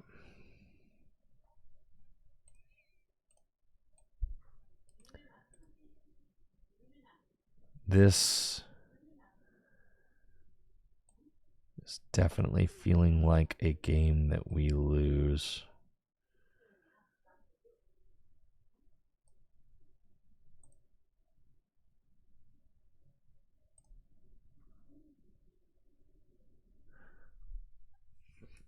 But yeah, Jesse and I had so much fun with our All-Star Challenge. Our decks were so crazy different. And they feel weirdly, it's like a funny combination of being degenerate and balanced, which I think makes the format really fun, because you get some of the degeneracy of expanded format without the overpoweredness of some of the draw engines, right? Like, Dark decks can have Crobat V, but they can't also have Dedenne GX. Lightning decks can have Dedenne GX, but they can't also have Luminion. Water decks can have Luminion or Octillery and Inteleon, but they can't also have Dedenne and Crobat. Colorless decks can have Squawkabilly, but they don't get Crobat, right? So, like, some of it actually kind of, like, balances itself out in kind of a cool way. But then you still get some of those insanely high power cards. You get a lot of like high power combos. Do they get the Hedgehog? Well, that's the thing, is we have to decide if All-Star format's going to keep the same ban list as expanded or not. Because Shaman EX combos with Scoop Up Net, kind of insane.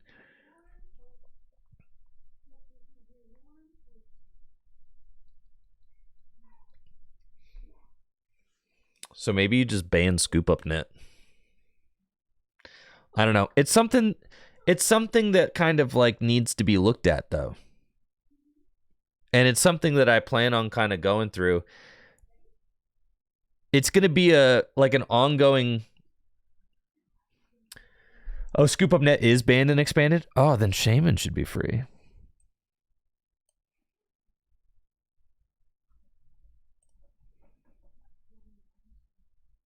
How is everything so brutal here?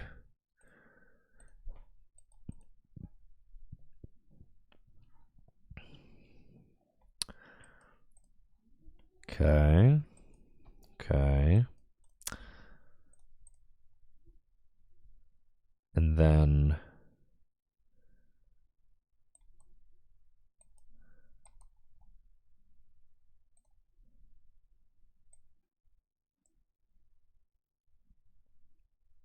all right.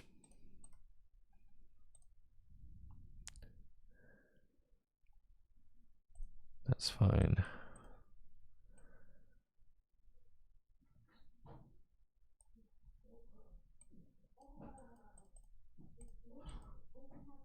Get those.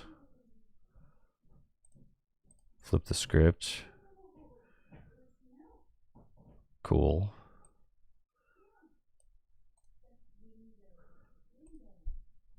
Okay. Get those. But that's the thing, is obviously I haven't played any amount of it. I haven't played any amount of All-Star formats because it's such a big. Conceptually, the format is insanely wide and large, right? So that was a pretty good draw there. So it would be very hard to test all of it. So I think of All-Star format for me as more of a long-term project. I'm not worried about like rushing it out and promoting it right away. I want to do more investing into thinking about it first, which is funny because Gym Leader Challenge, like right when Gym Leader Challenge was conceptualized here on the channel, it was kind of like this insanely, like this aha moment where like we all just kind of realized that the format was insanely fun to play and that we had stumbled onto something genius here. And, you know, and it was like, okay, so there was like this race, like as soon as we played Gym Leader Challenge for the first time on PTCGO, there was like this race to put a website up and to get it out so people could actually start playing it. But with All-Star format, first of all, there's no way to test it. Like, and I think about that all the time in that, you know, would Gym Leader Challenge exist if PTCGO wasn't around then?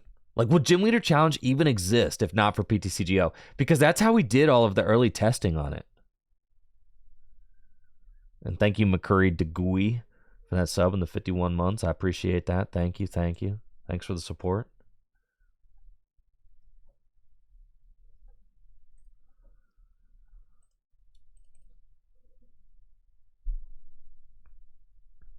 So All-Star format is going to take much more time to test and actually think about because we don't have a client that supports expanded format right now. Tumney, the sub in the 37 months. So I appreciate you, Tumney. Thank you so much. Hopefully you're doing well over there.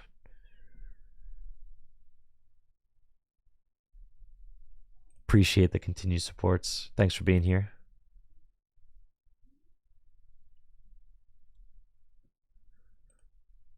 But yeah, Gym Leader Challenge kind of existed in this perfect bubble, you know, like the pandemic, everybody was stuck inside. We had PTCGO, which had expanded format capabilities. All-Star is currently just type locked expanded. Yes. You feel like it needs another big rule? Try it first.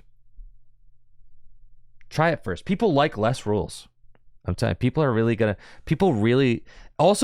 kind of want to play expanded format, but I think that this is a more fun expanded format. That's my suspicion.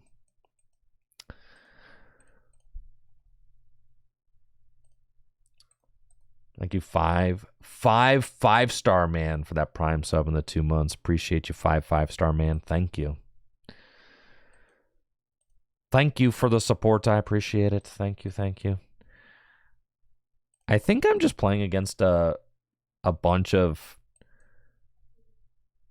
yeah, what do you do? Holy moly.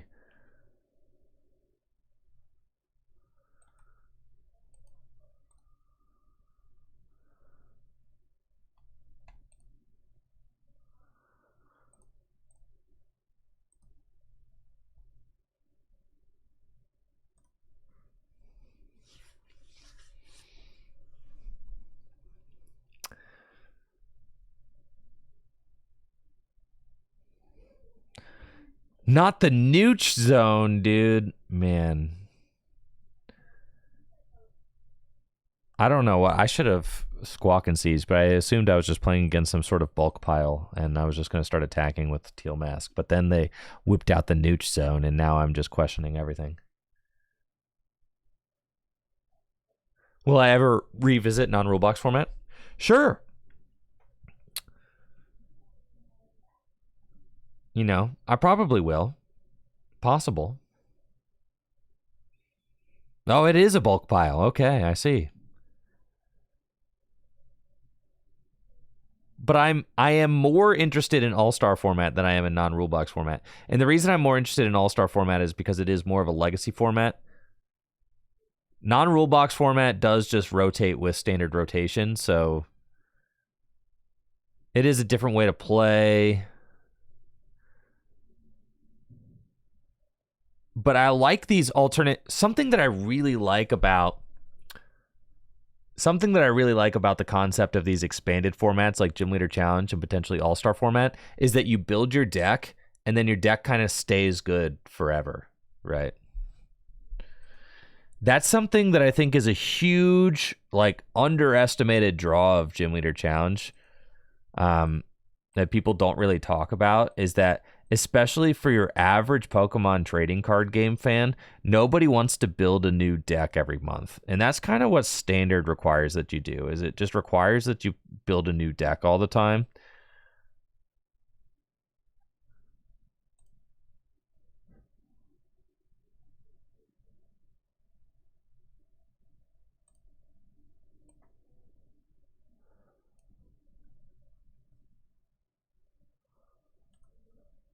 And most Pokemon fans do not want to build a new deck all the time. They just want to they want to build a deck and then kind of have that deck be playable for a longer amount of time. So that's part of the fantastic thing about Gym Leader Challenge is that Gym Leader Challenge decks change and evolve over time, but they do so slowly and they do so usually a card or two at a time. And so say at the inception of Gym Leader Challenge, what, in like 2021 or 2022? 2021. Yeah, 2021. Say you built like a Blastoise Baxcalibur deck for Gym Leader Challenge format in 2021. The deck honestly wouldn't really look... You wouldn't even have to change that much to get it like completely up to date with what a modern deck would look like a modern Baxcalibur deck. Baxcalibur didn't exist, so it was Blastoise back then? Or did... Yeah, it was Blastoise Frostmoth back then.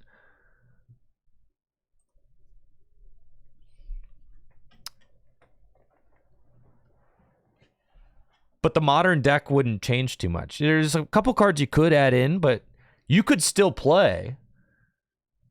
Like, if you brought... Say you built a Water Gym Leader Challenge deck right when the format came out, and then you didn't touch the format for 3 years. You could still come back, and you would still have, like, a reasonable game with an opponent with your 3-year-old Water Gym Leader Challenge deck. You would still have a reasonable game with somebody's, like, most modern GLC deck. And there's not really that... There's not really other formats that offer that. in the Pokemon TCG right now. And that's like something that's really powerful to have, because you want these kind of eternal formats in your game because they allow people to feel good about investing. They allow people to feel good about investing money into their decks, because their decks aren't going anywhere, right? Like, they don't have to feel bad about that.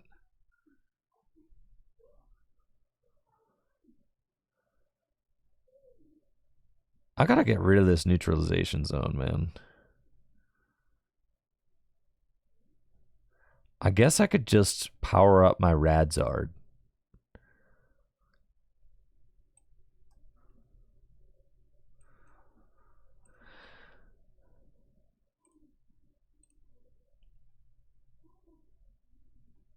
There it is. All right.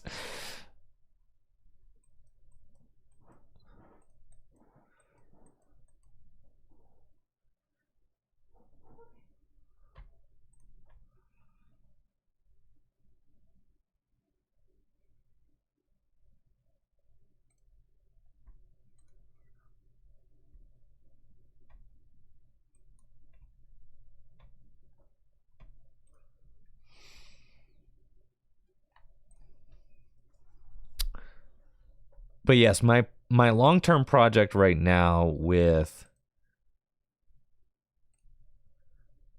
the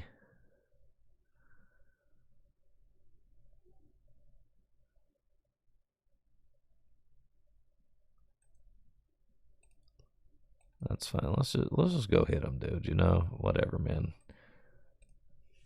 My long-term, because I'm honestly just trying to think right now while I'm talking.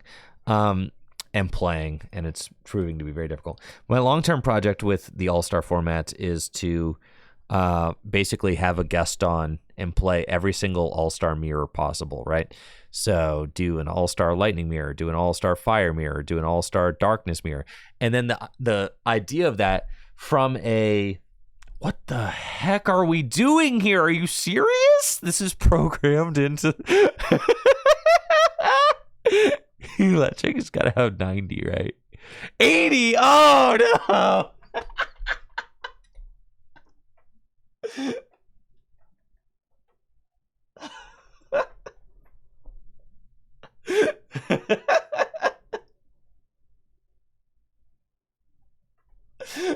Oh, man. Should have Googled it. That felt against the spirit of the game to Google it.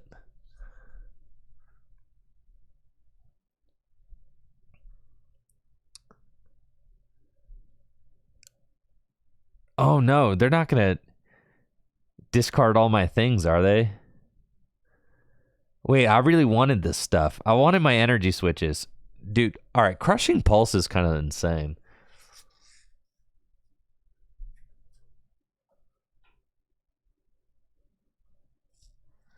I think my opponent is going to win this one.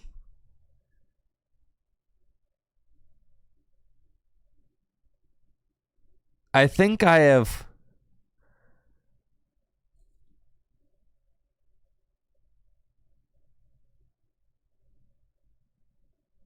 I didn't respect my opponent's deck. Oh, man. wait. Wait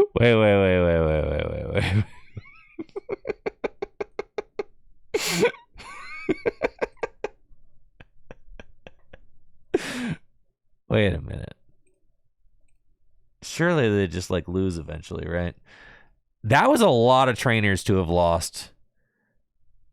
I don't know if I can win.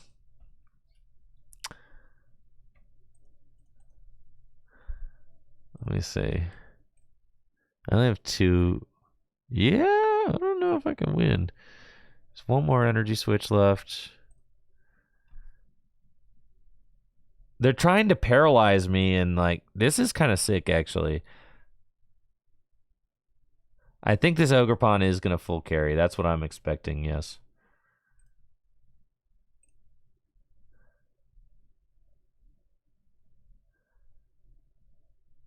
I need to win before my opponent decks out. Or before I deck out.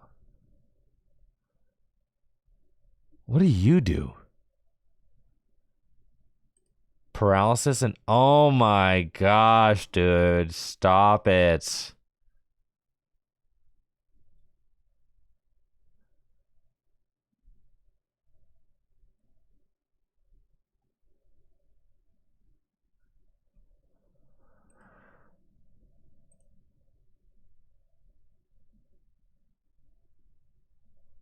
I just assumed that I could sleepwalk through this matchup, and then things started getting way too serious.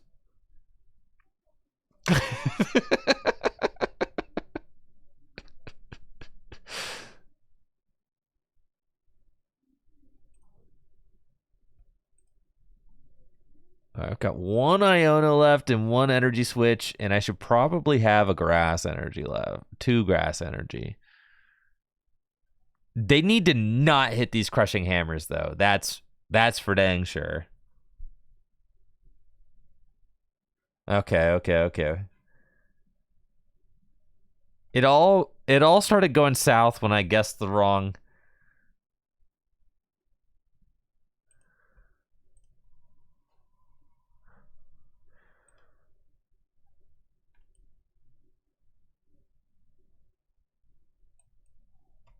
Yeah, I don't want to deal with this thing, dude.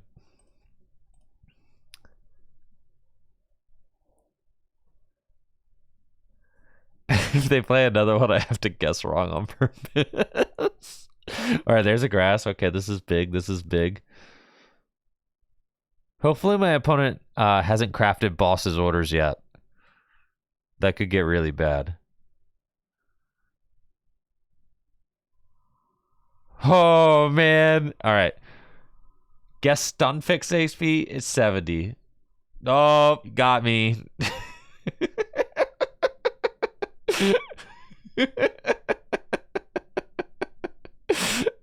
Oh, man, dude. Ain't no way. I think they're trying to use it so that I deck out.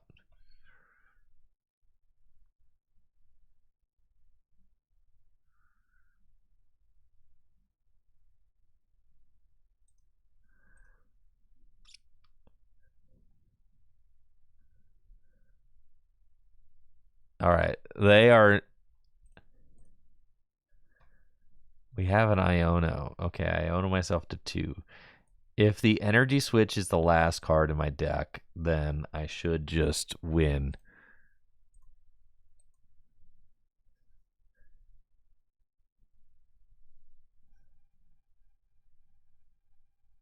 I don't have an energy switch left in my deck. I might lose, guys. The energy switch is prized and a grass energy is prized. Oh my god, I flew way too close to the sun.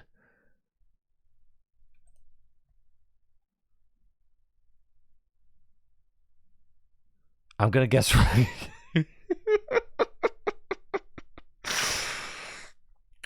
Rotom, 120.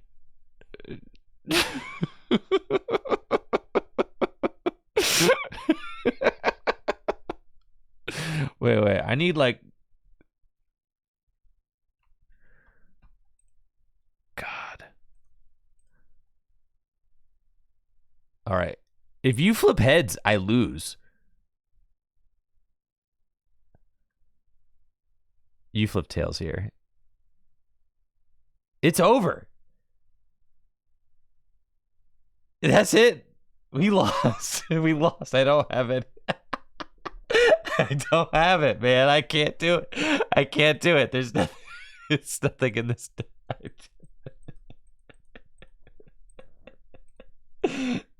No. It's over, guys. It's over, man. It's over, bro.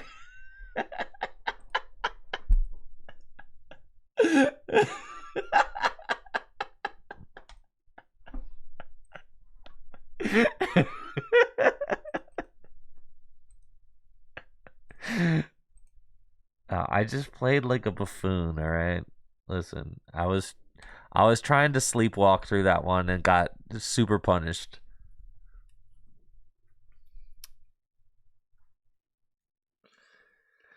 What's my most recent 5K time? I ran a 5K on Thanksgiving, and I ran 2040, I think, or like 2038, something like that.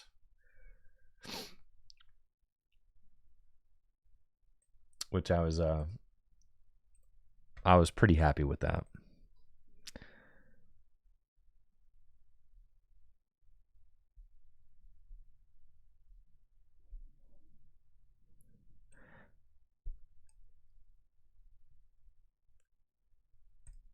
And when I was in college, I was running like sub 16. But just barely. I mean, 15:58, I think, is my PR. But for over 30, very happy.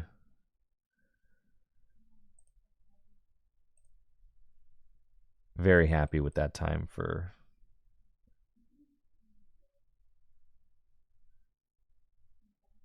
That is 5 kilometers, Soda King, yes. Or as we Americans call it, 3.1 miles.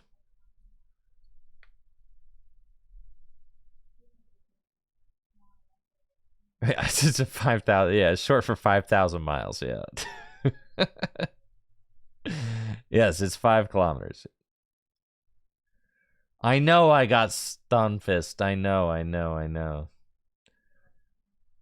we did.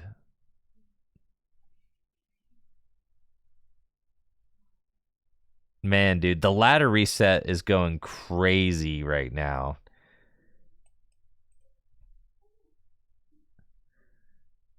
Like, we just win. Isn't that nuts?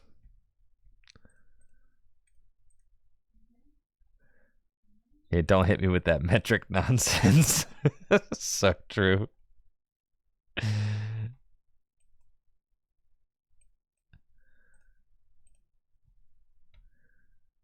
Wait, what am I doing? I routed this incorrectly because I needed... Because I needed to Ultra Ball something away. But it doesn't matter. We still got it. Okay.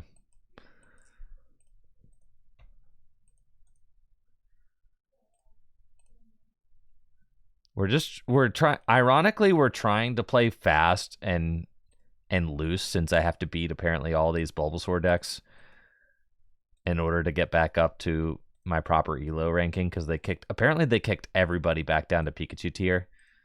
But ironically, me trying to play fast and loose means that I'm going to lose to quite a few of these Bulbasaur decks.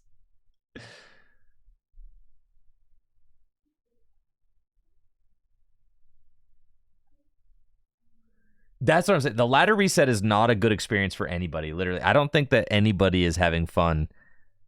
The veteran players having to play against people's first decks is not terribly fun. The new players having to get absolutely stomped by sweaty meta tryhards is also not fun.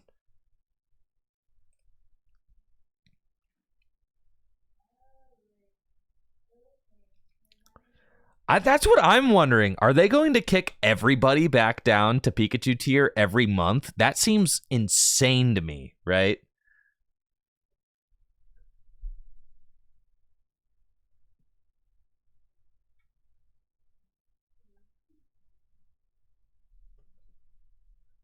Wait, that is the plan? That's what they alluded to? Oh, man, that's crazy. That's part of the notice. So we have to go... So every month we get kicked back down to Pikachu tier. That's so hype, honestly. That's so goated.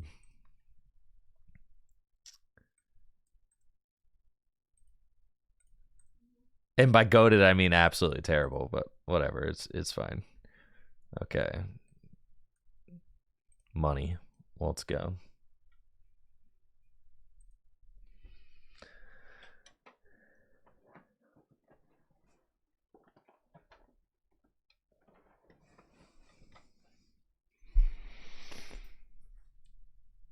All right, so we got the Drago mirror.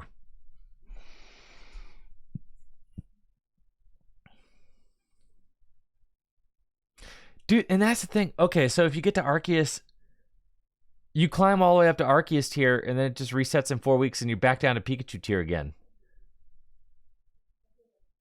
I mean, I guess. Is that supposed to make it fun?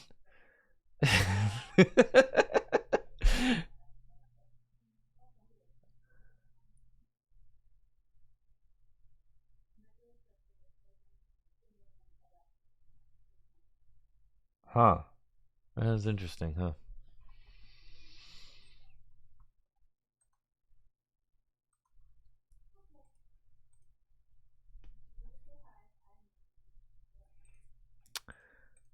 Okay, we want to...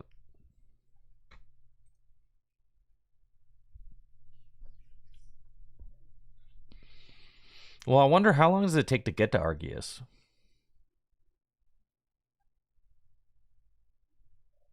You know, if you actually are like winning games and not losing to, I don't know, Bulbasaur Dex. Or whatever I lost to, Stunfisk. If you're not losing to Stunfisk, Stunfisk Rotom. 40 wins, 50 wins.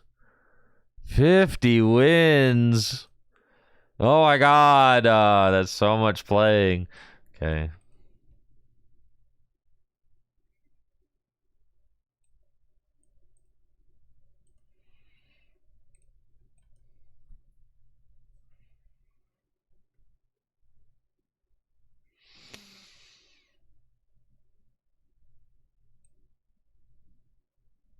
Okay.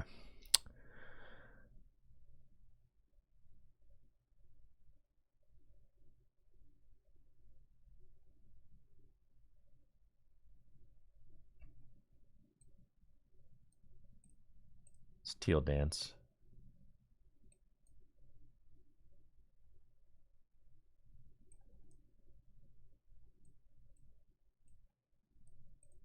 Drago.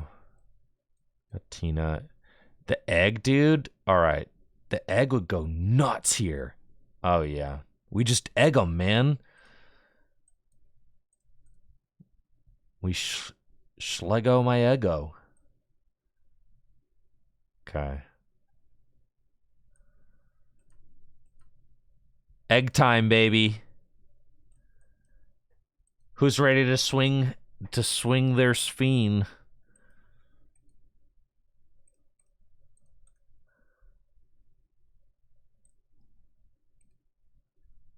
Tails flip. And we're nuts. Dang it. Unfortunate. Tails flip would have gone crazy, but it's okay.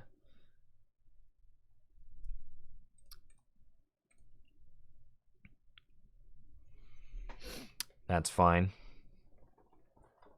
Still haven't used our V-Star power yet, so feeling pretty good about this. Went first, also feel good about that.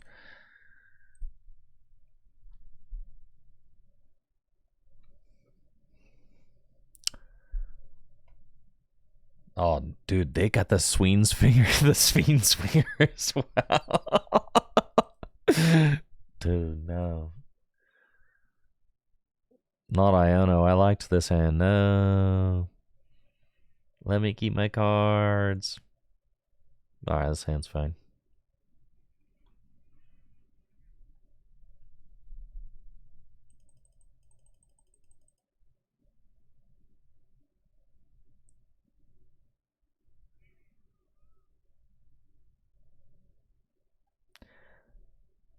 Yeah, Regidrago is also the Christmas colors, right? So just, it feels right to be playing it. Nice December deck, you know. Yeah, it's broken, but yeah, it's totally going to rotate out of format anyway, so we might as well enjoy it while it's here. Unfair stamp? What the heck, dude? Unfair stamp? That's so unfair. Into the V-Star? All right, now, unfair stamp, now you're doing too much.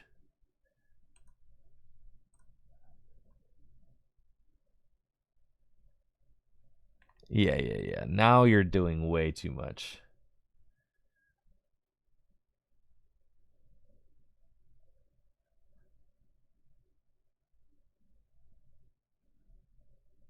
What did you get? I'm sure I'm about to see. Energy switch and boss. Okay.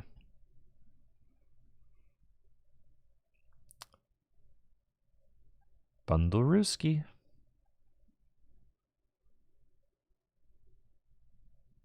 I thought for sure you were going to Tina me, but it looks like that's not what's happening. No, you're just going to hit me with that. That's fine. I mean, I think I just can't lose if you do that.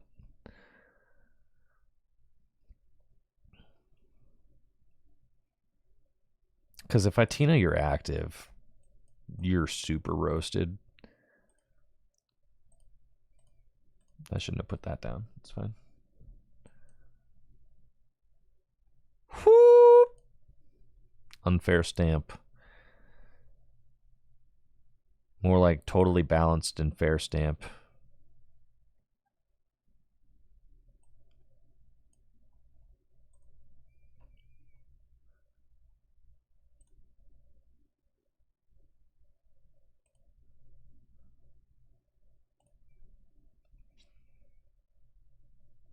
Wowie.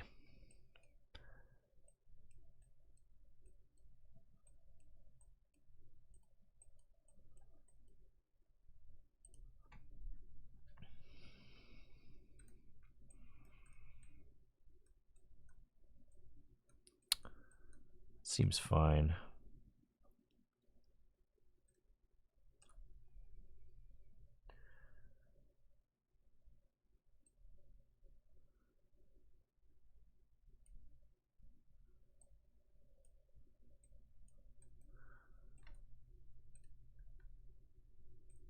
Get the Tina.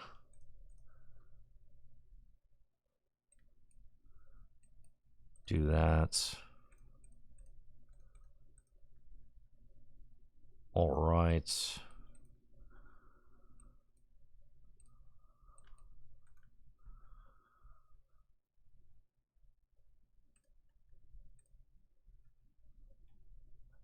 Apex Dragon. Lost Impact. Do you expect them to just knock out my active? So we'll just get rid of those. Fine. And then I do need to knock out this Ogre Pawn. Ooh, Rod Ultra Ball. That is good. That is quite good. Allow me to get Regidrago back, and we just win. Very nice. Yes. Yes. Very good. Wonderful.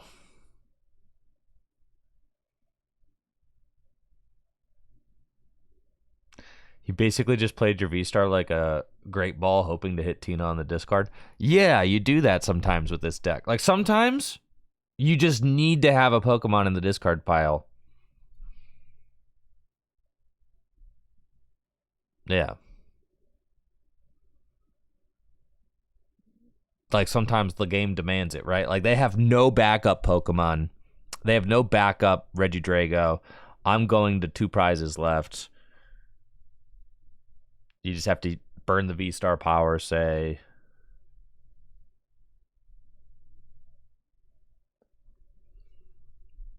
Next turn we got it. And next turn we do got it.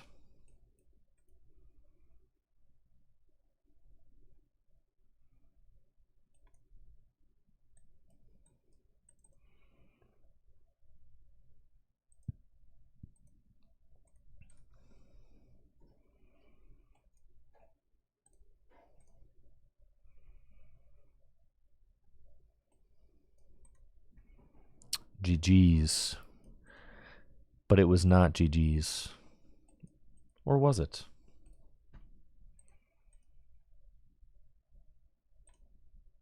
Skadoosh.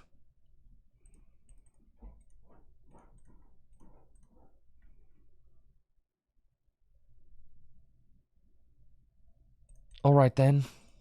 Wonderful.